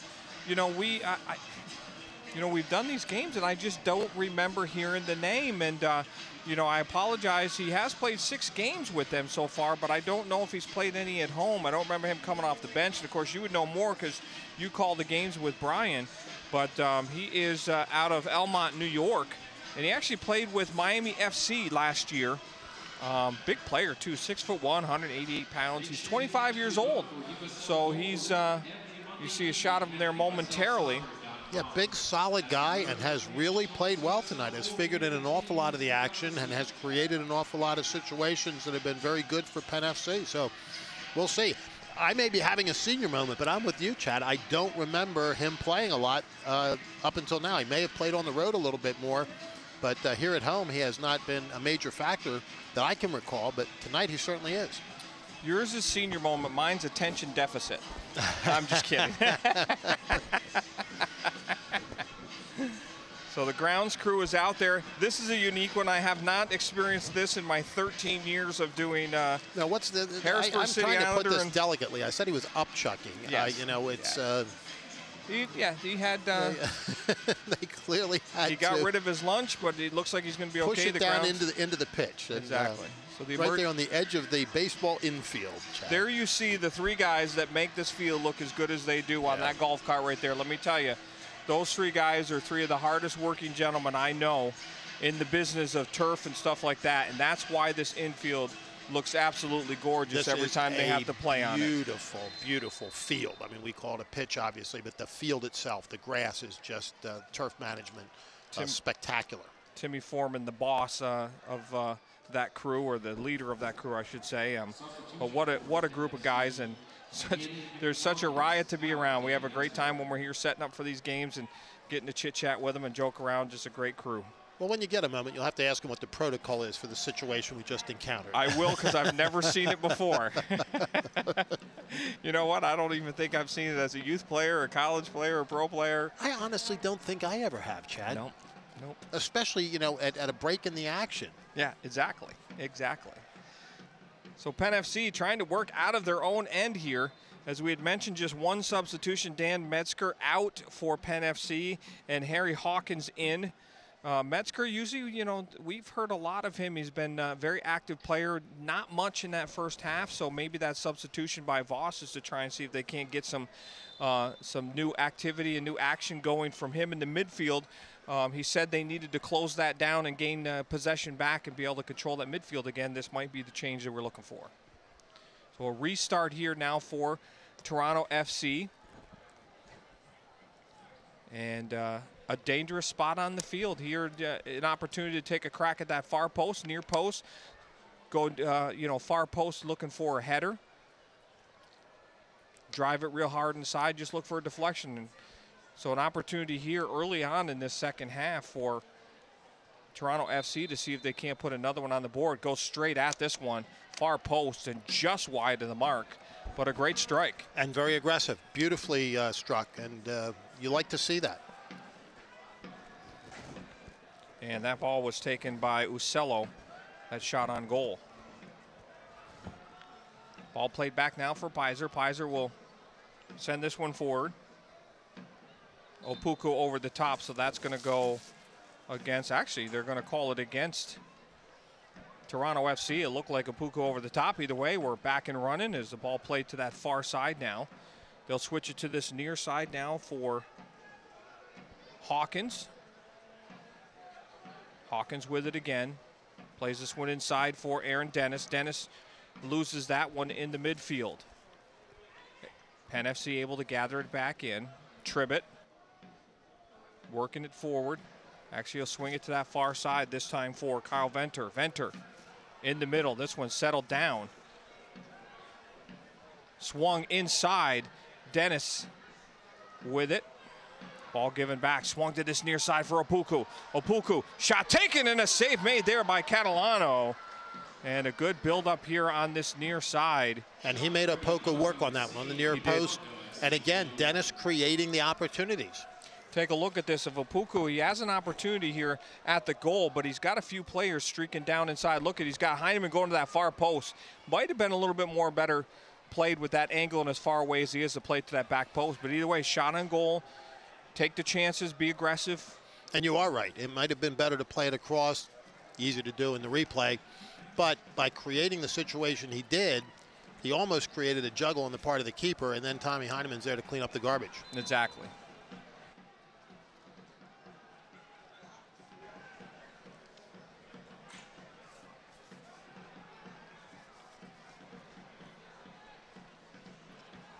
Tribbett with it. Swings it outside. That one's going to stay in play, I should say. Aaron Dennis trying to win this one, knocked away, and Now Toronto trying to work it out of their own end. Squirting back down in. This is Jaime now. Jaime has that one taken away, and we're going to have a foul here. And taken down on the play was Mino. Mino with the assist in that 13th minute of the first half. Don't forget, Penn FC will be back in action this Tuesday at 7 o'clock here from FNB Field. Make sure you come on out and enjoy all of the action. They'll be hosting the Richmond Kickers. That one forward for Aaron Dennis. And looks like we have an offsides. He came back from that offsides position, so a restart here for Toronto FC. Play My First Million, the new scratch-off from the Pennsylvania Lottery for your chance at top prizes of $1 million. Players must be 18 or older. Please play responsibly. Benefits older Pennsylvanians every day.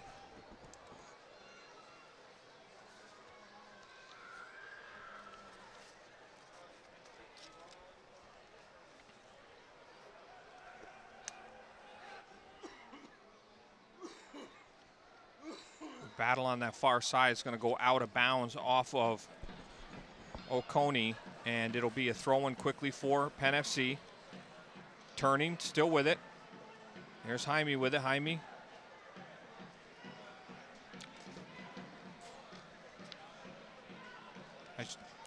Now it's in for Jaime again here. Jaime waits, tries to play that one through. That one intercepted, and here comes Toronto the other way. Battle in the middle and a player down. Is that Tribbett? No, it's not Tribbett. Can't see who that is that's down. Is that Opuku? No, that's actually Medjavar, I think. And a yellow card is going to be displayed as well. Can't pick up a number. There was a yellow card also issued there. I'm not sure who it was issued to, but it is Medjavar that went down on the play. And a yellow card handed out as well to Toronto FC.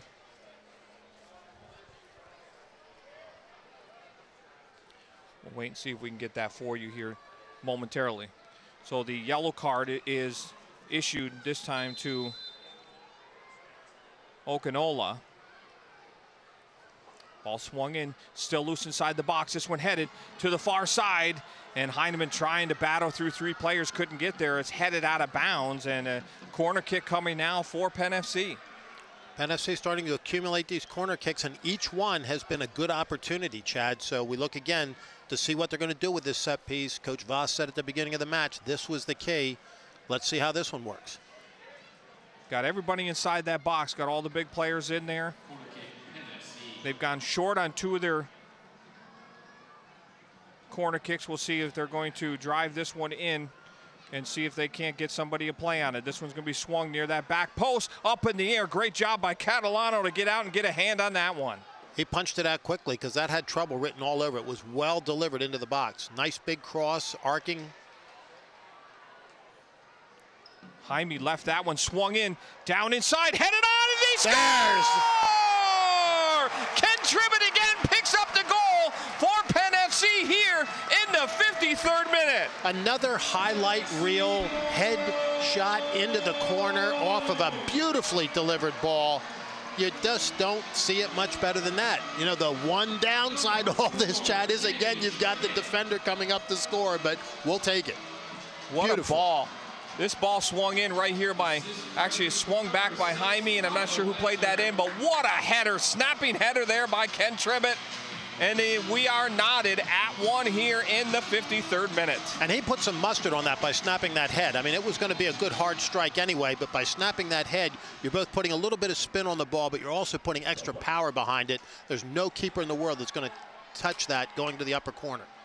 And here's Aaron Dennis fighting hard now in the back there with Oconee, and that one's going to be played up. Good battle there. We'll wait and see. The ball was played back by Jaime, and we'll see who got.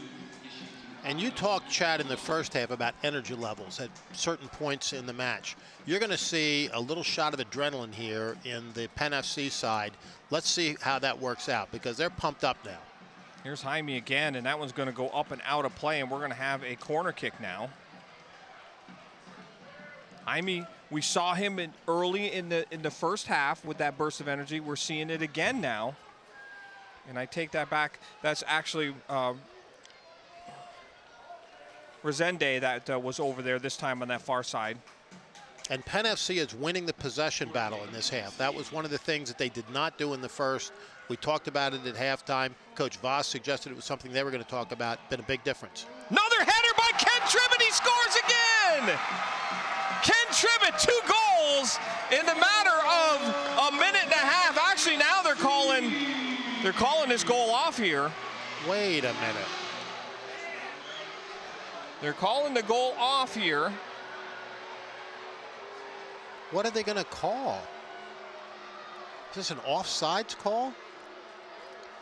It was a corner kick, so we'll wait and see what they're going to call here. But so we'll take a look at it on the replay here, and we'll wait and see what's going on. It's a corner kick. So the ball comes in. What? And I'm not sure what the call is on that. The official if there's another angle, we might be able to see if we can take a look at another angle, maybe from camera 1. There we go. Let's see what happens here. So there's some jockeying going on in there. Nothing with the goalie.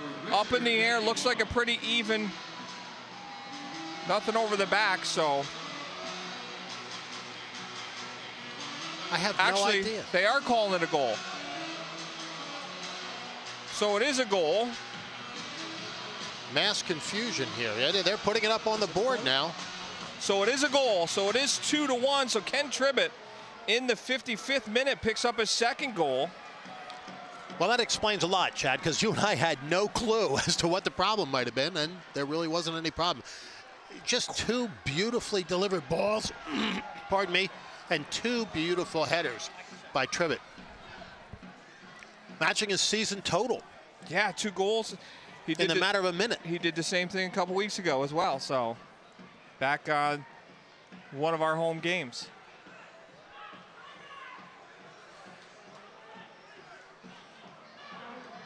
Here's Opoku now. Opoku sends this one across.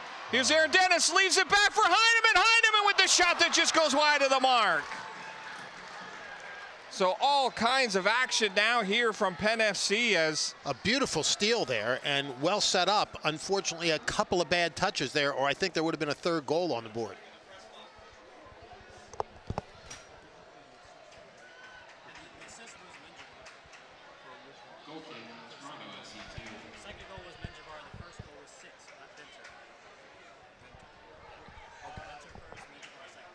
So Venter was the assist on the first goal, and Menjivar was the assist on Tribbett's second goal. That one coming in the 55th minute. So I wanted to make sure we got those correct for you. So Penn FC, 2 quick goals. 53rd minute, 55th minute for Ken Tribbett. Tribbett with a header goal last game. So the moral of the story is, don't play it to his feet. and both of those goals are tremendous. highlight reel stuff. I mean, man. It's really amazing. And, you know, you can say all you want about the back line doing the scoring. They count the same on the board, Chad. You better You'll believe take them. And Penn FC almost coming up with a 3rd there. There was one bad touch there off of that steal where I think they would have had a 3rd one because the keeper was completely out of position. Here's Opoku. Here's a nice run. Opoku with it still. Tries to swing that across. They're going to be able to keep it in play.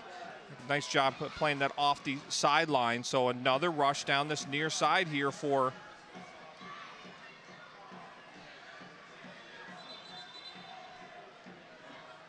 and they're going to bring this ball back and have them rethrow it. And the nice thing was, with that rush and that nice run there, you had a lot of support being built. You were bringing numbers forward. They were doing exactly what they needed to do. There was a lot of opportunity in the middle. Well defended by the Toronto side. So they're putting some balls in the net. They're getting some opportunities. The only thing that makes me nervous still is that your leading scorer now is your defender.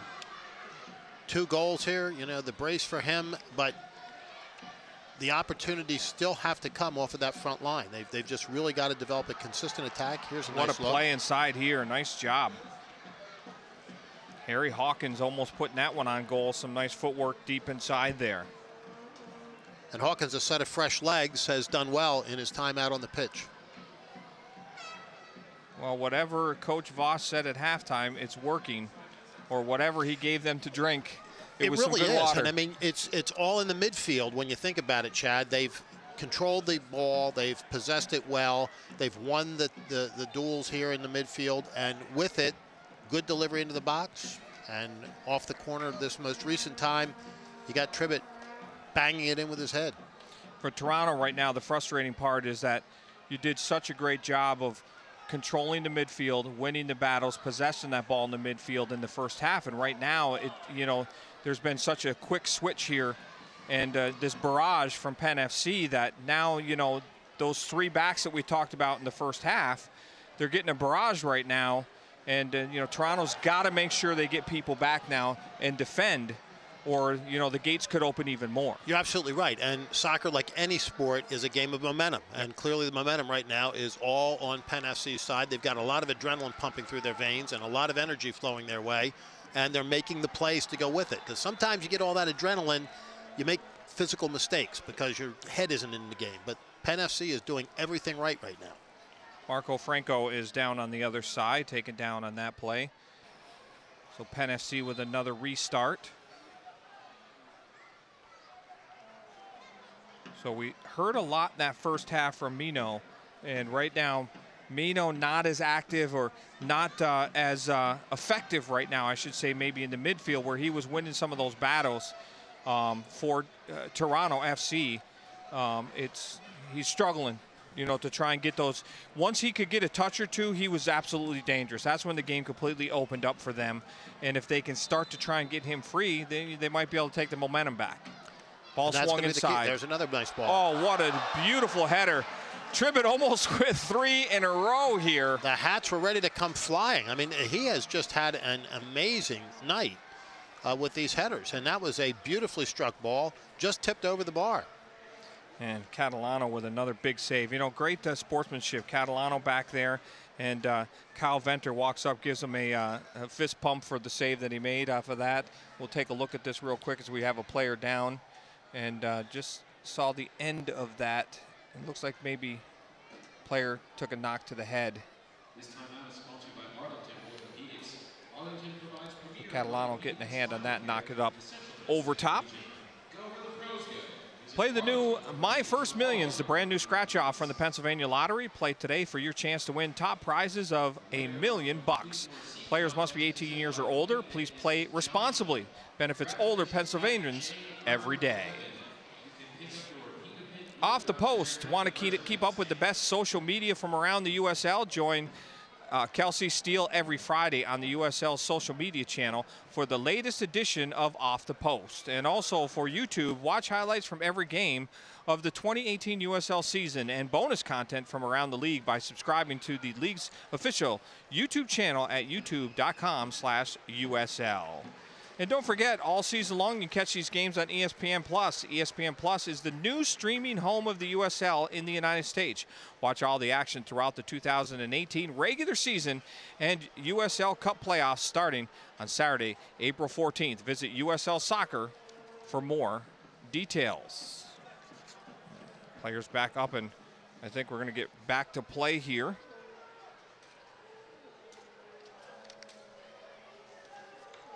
And a corner kick coming again here for Penn FC.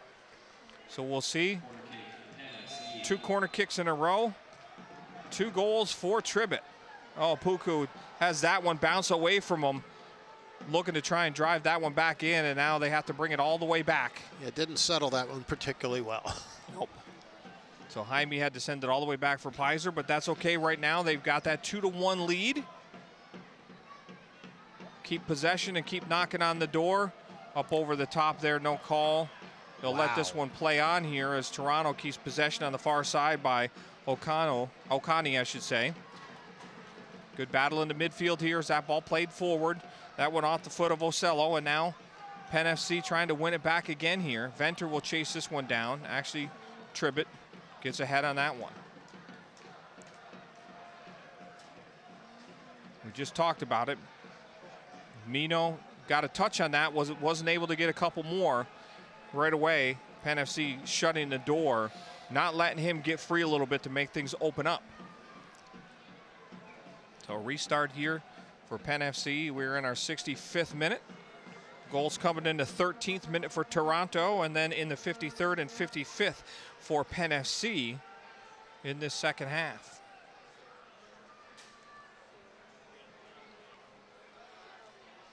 Ball sent in for Heineman, and he flicks it on for Opoku. Opoku waits, dances inside, still with it. Opoku down inside, and nice tackle right at the top of the box by Toronto FC as that one goes out of bounds. We'll have a throw in, but Opoku almost breaking through, but a nice job. Good clean tackle, not drawing the foul. Nope, it was a very, very nice move. Well defended and a tough but clean tackle. Menjivar will send it back. Ken Tribbett. That will go off of Toronto. We'll have another throw in here for Penn FC.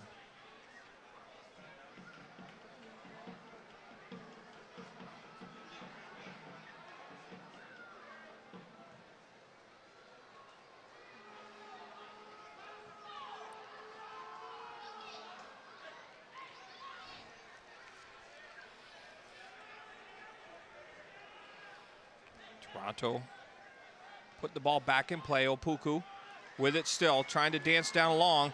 Has the shirt drag. No call on that one.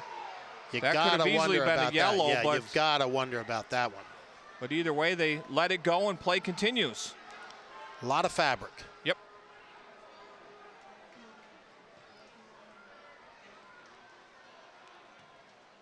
Ball swung to this near side now. Hawkins with it. Plays this one ahead. Hawkins. Resende with it. Resende tries to send that one in. That's blocked. Nice defensive play again by Toronto FC as Penn FC pushing hard at the goal again. Now trying on the counterattack, and that one knocked to the back. And again, that was Mino. It looked like maybe he ran out a little bit of a gas on that run there, Charlie. I think he did. And Hawkins down here really did well to stay on top of that ball. Ball played this near side, but it's going to be offsides. As trying to work in from this near side there was Jordan Hamilton. So it looks like we're going to have our first sub of the game, and this one's going to be for Toronto. Watch all the action throughout the 2018 regular season and USL Cup playoffs. Visit USLsoccer.com for more details.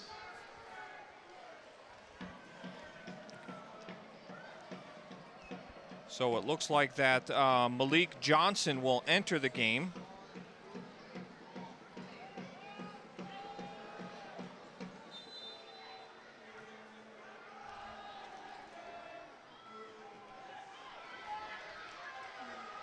Malik Johnson is in the game.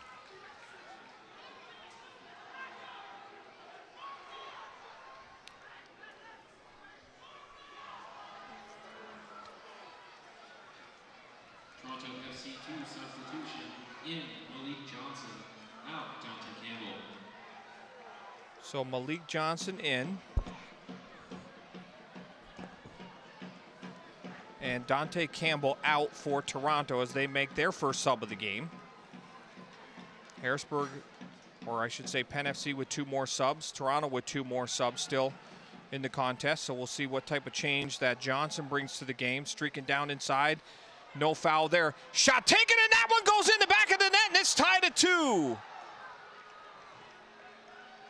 Just a nicely played ball, Chad. Not much you can say about that. So 22 for... So Jordan Hamilton gets this ball. So the substitution that just comes in the game, Johnson slides it in. Nice turn, slides that one right in the back post. So a great job as, again, Johnson comes in the game and he slides it out for Hamilton. Hamilton, nobody's stepping out on him, Charlie, and gives him free reign to get a shot at goal. Yeah, that is the case. Nobody stepped out. It looked to me early on like he had somebody step out on him and he just slid it past him, but they've got it marked much more tightly back there. So for Toronto, you can't ask for a better substitution. Comes in, stirs things up, sends the ball inside, gets an assist in his first couple seconds in the game for Johnson. But now that momentum has changed. You were talking about it, and this game is a game of momentum, and all of that energy spent by Penn FC to get those 2 goals. And now we'll see if Toronto can feed off of their goal. And you can feel it. I mean, it's palpable. Down on the pitch, even up here in the press box, you just feel it, and you kind of see it then played out on the field. A lot of these possession battles now going to be going Towano's way, at least in the short term. Penn FC really has to take these last 20 minutes and mount a consistent attack. So Penn FC knocking around in the back. Menjivar plays it back outside now. This one's sent ahead by Venter. Heineman trying to play a 4, but they'll get the throw-in on the far side.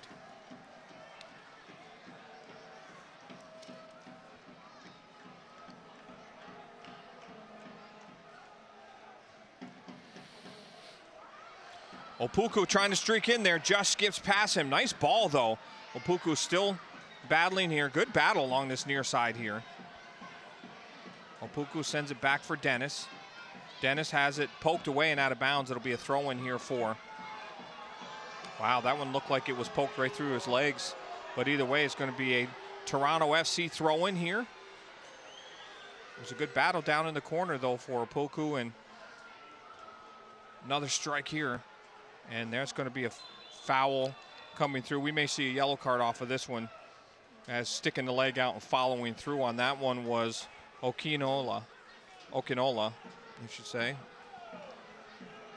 Don't see him reaching for the card yet. Well, that would be his 2nd of the game if he gets one. Looks like he dodged a bullet. I think that's how he got his first yellow card in the beginning. Yep. So we'll wait and see. There hasn't been a card issued yet. You can see in the background there the official speaking with him. I think he's going to give him a little mercy on this one. And he will. So Penn FC will get the restart. It was a card or a lecture, Chad, and he got the lecture. So we got a substitution as well for Penn FC.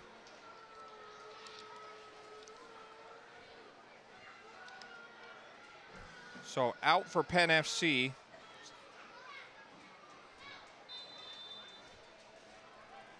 So into the game now as this one's driven to that back post and almost knocked back across the goal. And again, Toronto FC able to clear. So out of the game now is Dan Metzger. Metzger is out of the game. I'm sorry, check that rather. Jaime is out of the game. And into the game is Jerry Ortiz for Penn FC.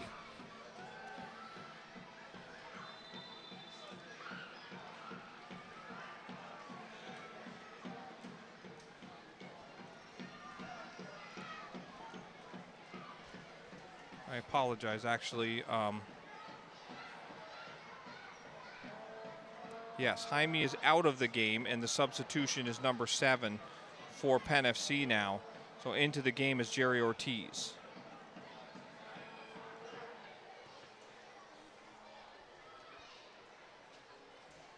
Substitution for Penn FC, Jerry Ortiz in, Miguel Jaime. Far side, Ortiz with it now. Ortiz waits, he'll send it back for Venter now. Venter for Tribbett. Excuse me, now Tribbett.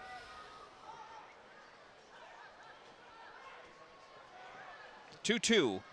If you're just joining us here in our 73rd minute.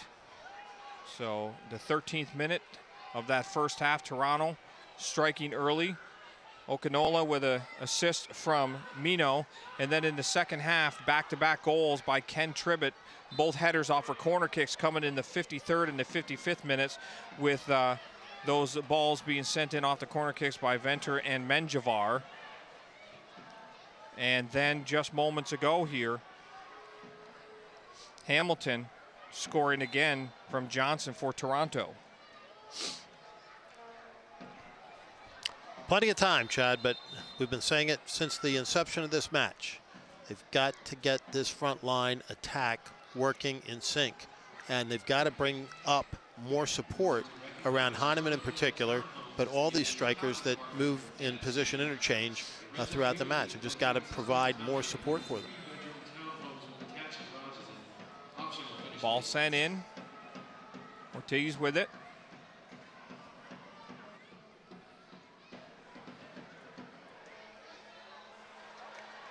Shot there, and this one pops up over the head, and it's going to go off for a throw-in for Penn FC. No, they're going to say it's actually off of Penn FC and out of play.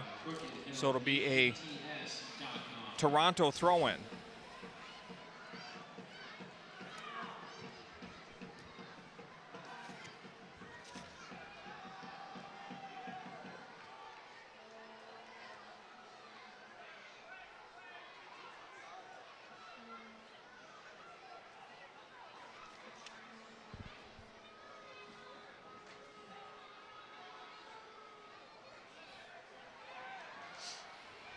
No call there again, just two players getting twisted up as this one's sent across. It'll go out of play. We'll have a throw in here as we're late in this second half, knotted at 2. Both of these teams desperately need a win. Obviously Toronto without a win as they are 0-10-2 on the season. Looking for that first victory, looking for those first 3 points. And Penn FC would love to pick up 3 at home. Prime opportunity for them tonight. Far side of the field, ball sent inside. Revendez has that one. Another corner coming Penn FC's way. Resende had that one knocked out of bounds off of his cross, as you see him there for Penn FC. And we'll see if the magic still holds here for the men in blue on this corner kick.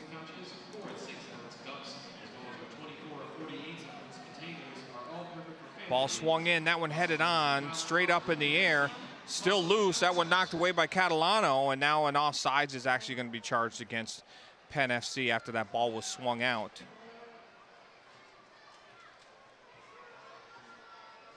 And that was 22. Harry Hawkins in there on Catalano trying to win that ball in the air. So Catalano will put this one back in play now for Toronto FC, looking to see if they can't steal one more here and see if they can pull out a victory on the road here in Harrisburg. Or will Penn FC pick up a victory here back at home as they've struggled to come up with a win. Their last one coming against Ottawa, or checked, I should say, against Toronto.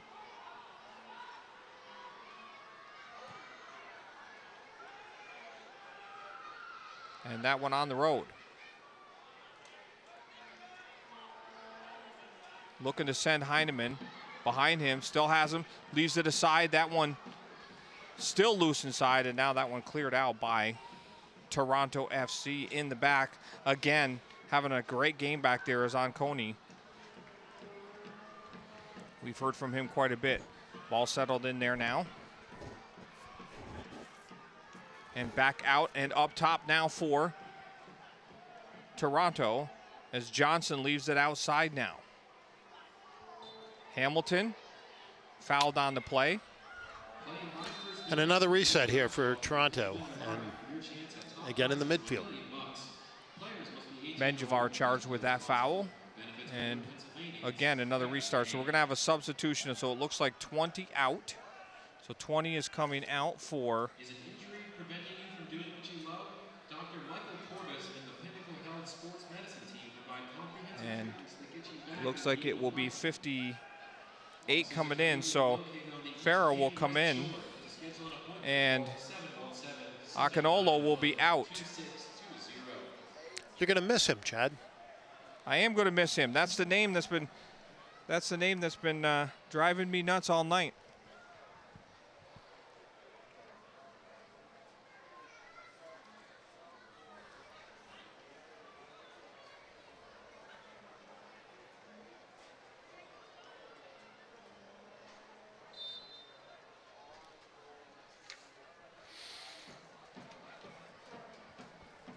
So the substitution, Okinola out and into the game.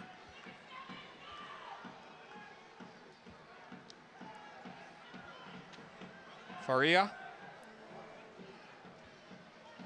This one swung across and now out of play by the official on this near side. Said it went over the end line before it swung back in, so a goal kick coming. So as time ticks away, both of these teams The energy seems to have been sucked out of them a little bit. Both of them struggling to keep the pace. Opoku dragged down, and that foul is going to go against number. It was a fast physical match, Chad, played on a fairly warm, humid night, and you do notice that guys are tugging at their shorts, and you see the energy level start to dissipate a little bit. So throw in here for Toronto FC. Whenever you see the guys tugging at their shorts, you know they're winded. You know they're tired, exactly. They're going to try and slow you down a little bit. That's when they know they've lost a little bit of a step. That's why game management is such a big deal when it comes to these coaches. Shot taken, what a save there by Pizer. It's still loose though inside the box. And now cleared out, still loose. Shot taken, and that one just goes wide of the mark. A lot of danger there, Chad. They dodged a bullet. So Hamilton had an opportunity on this near side, and Pizer made the save, and then right out at the top of the box, just wide of the mark. We'll take a quick look at it here. You'll see right here, Hamilton, Pizer makes a save, squeaks to this near side, and that one knocked away and stepping right inside, 37, trying to get that one in Wadja, but just wide of the mark. Now the other end now, we got a foul charged against Aaron Dennis, and a re-kick coming here, a restart coming for Toronto FC 2.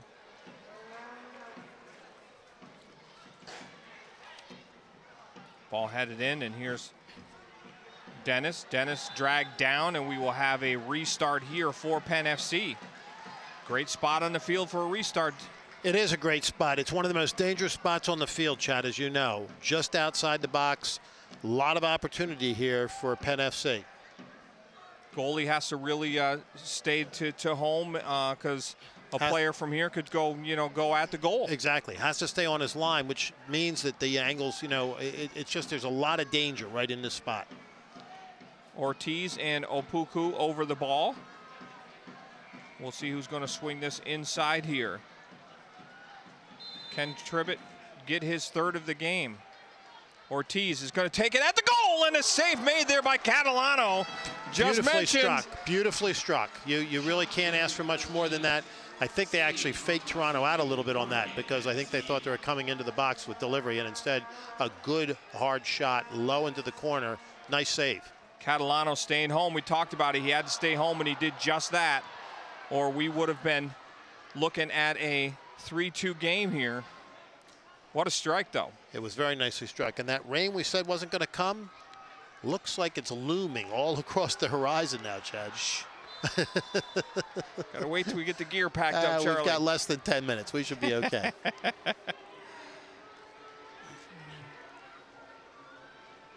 So can Penn FC pull it out here? We are in our 83rd minute. They're pressing. There's no question about that, and you like to see this. Dennison won that one but couldn't keep control of it. Comes all the way back. Menjivar sends that one. Now back across for Tribbett. Ortiz with it now. Ortiz still with it. He'll send it to the far outside now. Resende sent that one in, headed right back out. I've been very impressed in the back by Brandon Oconee for Toronto as he's been outstanding back there, number 77. Tough defender. Steered away a lot of nice balls played in tonight. That ball's going to go out of bounds. It's going to go to Toronto FC. And who has stood up well for Penn FC here in the second half is Harry Hawkins, who came in at the half and really was responsible for the save down here the last time Toronto was really pressing and had great opportunities right in front of the net. Exactly. So substitution's doing a good job. Here we go again. Penn FC cross the middle, too far for Dennis. And that one cleared out again. Does Toronto have anything in their tank to try and make a run at this one? Quick restart now for Penn FC. No, they'll set things up here, move everybody forward. Smart move. Let's get everybody forward so we can get something off of this opportunity. 84th minute, 2-2.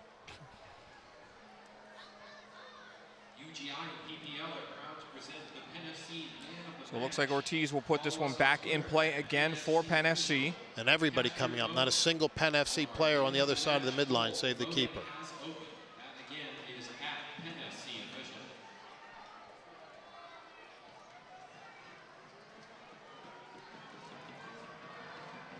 Ball taken. That one just off the post. A lot tougher than it looked coming off, but again, a nice strike. He made that one land a little short and get a skip and see if there's any dew on the ground, making that one get past Catalano, but off the post and wide, just barely. I thought Catalano actually might have gotten a hand on it. I wouldn't have been surprised to see a corner off that, but apparently he did not. Hit the post and went just right. So 21 is out for Harrisburg.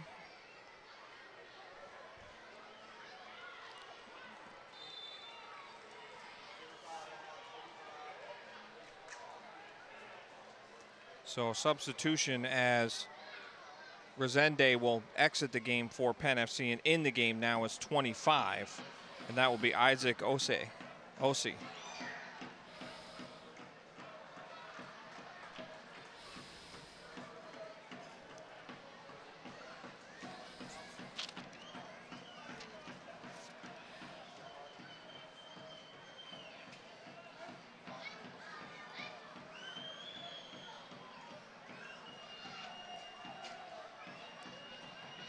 Streaking down this near side now. Toronto swings this one in front. Piser's going to let it go all the way through, and that one's going to be chipped out of play. We'll have a throw-in coming now for Toronto FC. So Penn FC has made all of their substitutions now in tonight's game.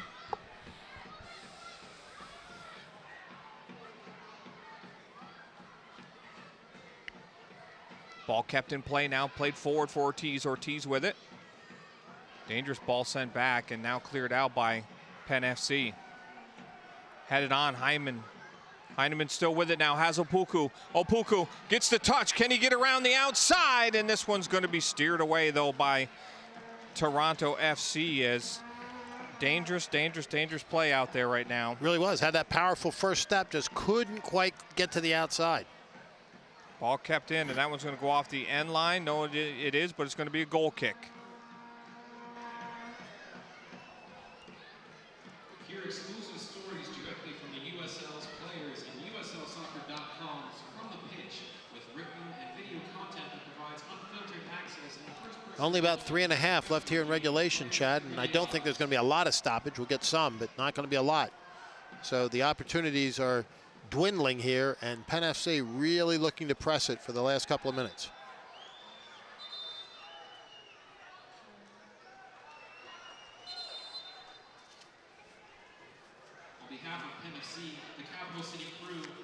So referee's going to have a talking to several players.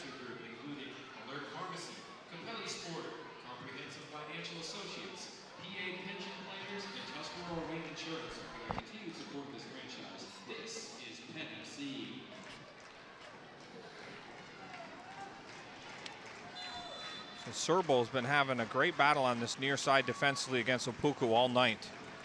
It's been fun to watch. It has been. Aaron Dennison still with it, fighting hard. Dennison still with it, tries to walk through. He's taken down. We'll have a restart here for Penn FC late. 88th minute now. Good position on the field, another set piece here. These are the opportunities you look and wait for. And again, we saw it with Ortiz on the last one. If they put a two-man wall, that'll keep him from trying to go probably at this near post.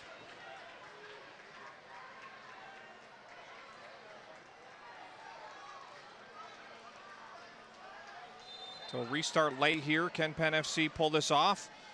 Can Toronto? Oh, another strike again. He does go at that near post. I did not think he would go for it, but there was no space there, though, whatsoever. I mean, that's the problem. You're shooting at the outside of the net. He did have Catalano a little far off that post. He did, but there's no angle whatsoever from that point on the field. So we are in our 89th minute here. Time is ticking away. We'll wait to see how much stoppage time we'll have and see if either one of these teams can steal a miracle goal. Who's going to win the Triple Crown? That's what it is, too. Who wants those 3 points? Who wants that? Exactly. 3 points, 3 goals.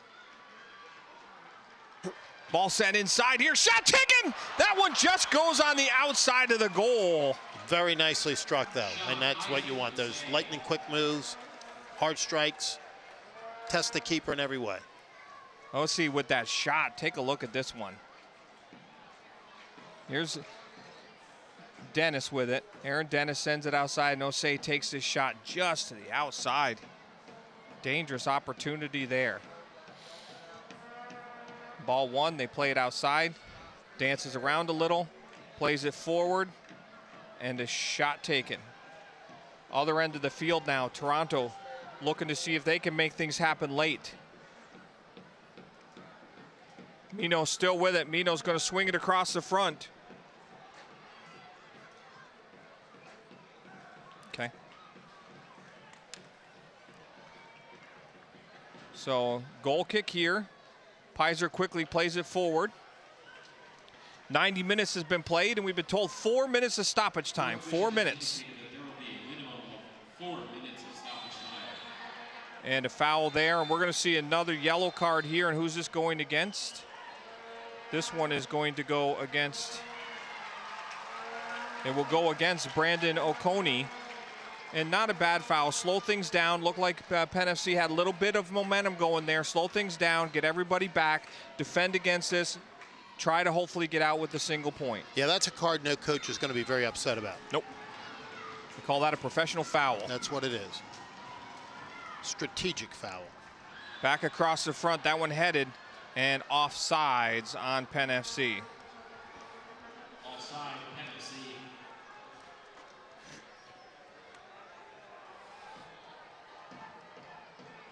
Penn FC wants him to get this ball going quickly, but Catalano's going to take his time. They're going to be happy with, I think, a tie getting out of here, picking up the single point.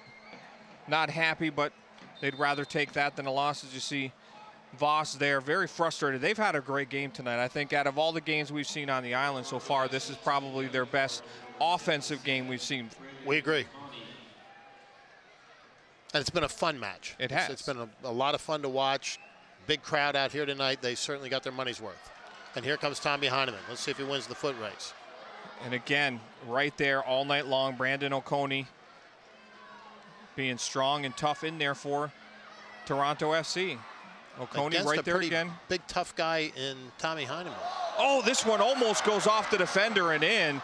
We'll have a corner kick here. Dangerous play there. And Catalano not happy about it at all.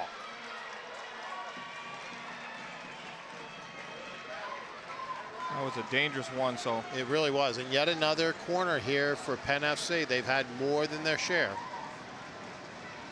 Can they score off of this here? Driving down in front, shot taken, and that one just goes wide of the mark. And it's going to be a goal kick, as it looked like it went off Aaron Dennis. Down inside, actually looked like it went off of Osei. Take a look at it here on the replay. Good service into the box. Ball comes in, goes to that backside. Osei does get it. Actually, it was. You got to wonder if he had stretched out on that, what that might have been, because he had the opportunity to do it. Heineman out for Osei again. Check that rather for Dennis. Dennis has that one poked away. So we've played 3 minutes of the expected stoppage time. Ball sent forward, and Heineman lets that one go, and now it's loose down in front. Dennis still with it. Aaron Dennis still with it. Dennis dancing inside the box. Dennis still with it. Tries to cross that one. It's going to go out of bounds. We'll have another corner here for Penn FC. And Dennis did everything you could ask on that, Chad. And throughout the stoppage and really at the end of regulation, Penn, are they going to call it a goal kick? They called it a corner kick at first. He had the flag like clearly pointed at the corner. I don't know what that was. And it looked like it went off of the defender from Toronto, but either way. Nevertheless, now Penn FC has done exceptionally well here in the stoppage time and at the end of regulation and really pressing. Yep. Created a lot of opportunities. Catalano with the yellow card for stalling. And now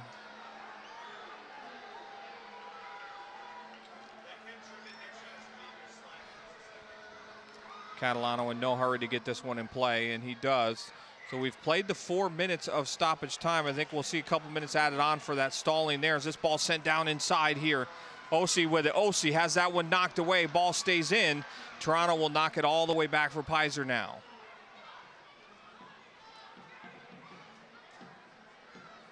Don't dilly-dally now. Pizer sends it forward.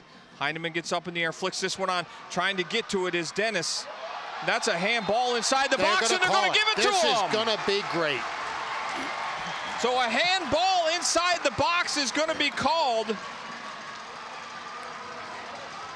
You can't ask for much more suspense at the end of a match, Chad, and it's a good call. We both were screaming for it from up here. The official made the call, and here we go. It's always a tough break late in the game when something like this is given up, but you'll see it here. Head ball one there by Heineman, and coming down inside. Ooh, you know what? Looking at that, that's not a handball there, Charlie. That's off the side of the arm. I don't know whether it caught him on the way down. That's the question. I thought it did, and the immediate reaction of Dennis was to raise his hand. So you're right. It was the shoulder on the outside, but I'm not sure that it didn't catch on the way down. And Boscovich is the player that they called it on. It did not look like his hand was moving. You know, they'll look for that. It was the arm moving away from the body, but that looked like it hit the arm from that angle. So the referee is closer to the action than we are. Our camera had a pretty good angle at it. Either way, Penn FC has an opportunity here to see if they can't take 3 points out of this game with a penalty shot here. Obviously, this will be the last play of the game. But what a devastating, you know, thing for Toronto after, you know, you kind of hate to see somebody drop the match on this, but if somebody's going to drop it, I'd rather be at the away team than the home team. Yeah. So right now at the spot, it looks like it's going to be Ortiz. Catalano will go back to his line now. So Ortiz with an opportunity to give Penn FC 3 more points on the season. Shot taken, he scores! Ortiz with the penalty shot goal in the 97th minute. And the fans here reacting as they should, Chad. You just don't get much more drama at the end of a match. I mean, that's the final play of this match. A closely fought battle by both sides, and it ends on a PK. And this crowd is excited, and this is exactly what this team needed coming back home as we take a look at the replay on this one more time. Ortiz steps up to the ball. They advertised fireworks for tonight, Chad. We got them during the match. Exactly. We got fireworks, and then we'll have fireworks. Ball sent back. You see Ortiz step in. Shot taken. He left nothing on that one. And there it is. And that's it. So Penn FC takes home 3 points with a 3-2 victory over Toronto FC in a game that I thought both teams really had a great match here tonight. We really did. I mean, both sides played their game. They played to their strengths. They tried to, you know, eliminate their weaknesses, and both sides did a good job. I mean, it was a fun match to watch, and we're going to get an interview here with the coach, I think, but Penn FC has to be very happy that they're taking 3 points off the field tonight, and a great setup for Tuesday night's match. Absolutely. And the crowd here, hopefully we'll see a lot of them back on Tuesday. They were treated to a fantastic soccer game in the USL. We're going to take a short break. When we come back, we'll have an interview for you from tonight's contest, 3-2 Penn FC.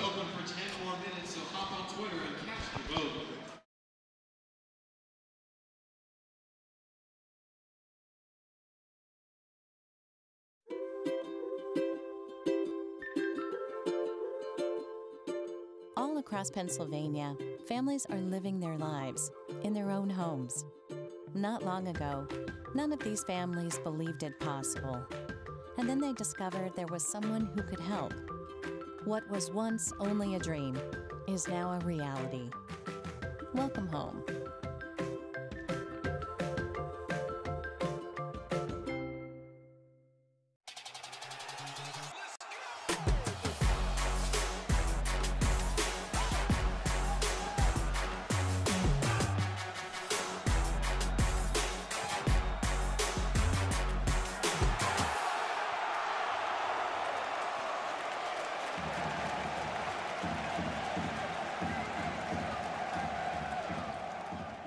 Did you know all electronics must be recycled?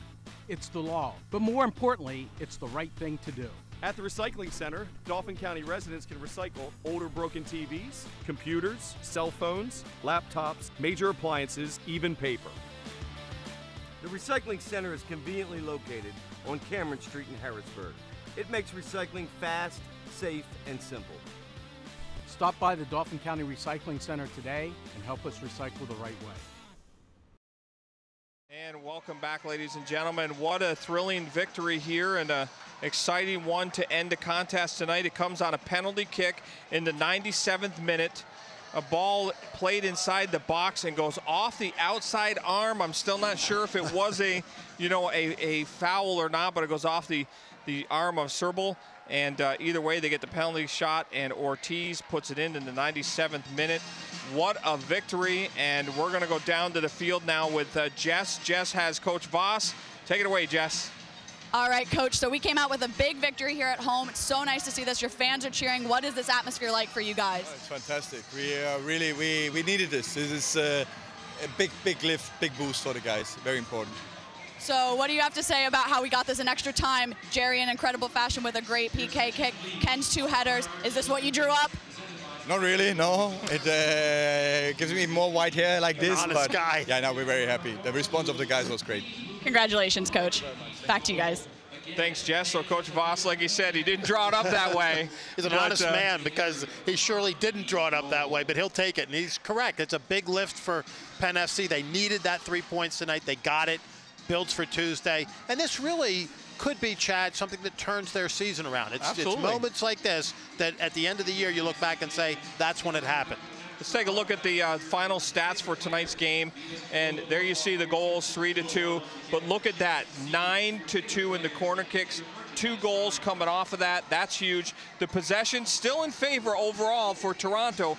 But when you think where it was at halftime, exactly. They clearly, Penn FC, took over possession in the second half. 20-8 shots on goal. Absolutely astonishing, that many shots from a team that we've seen almost no production up front for Penn FC.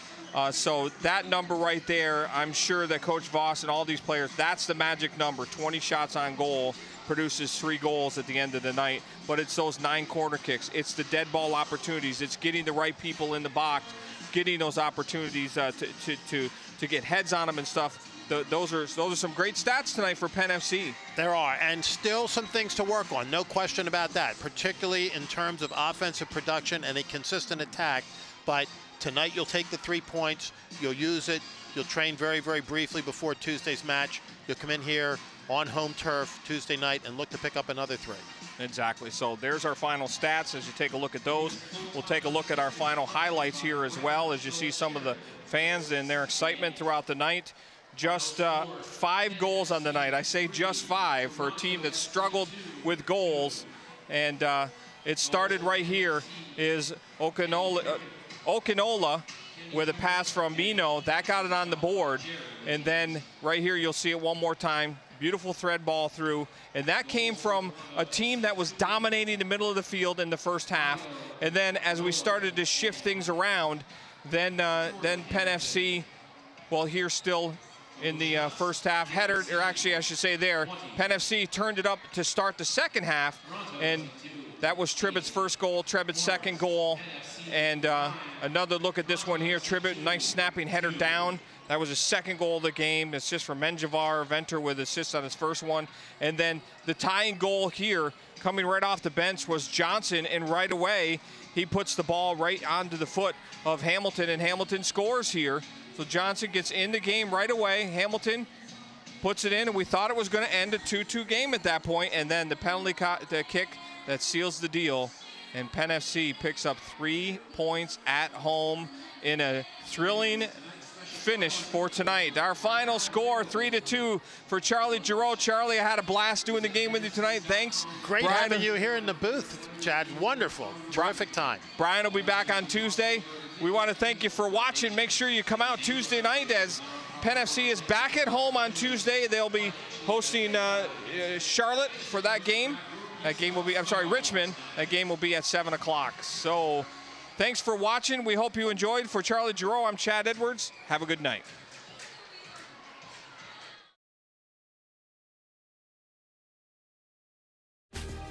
This copyrighted telecast of the United Soccer League may not be retransmitted, rebroadcast, or reproduced without the express written consent of the United Soccer League.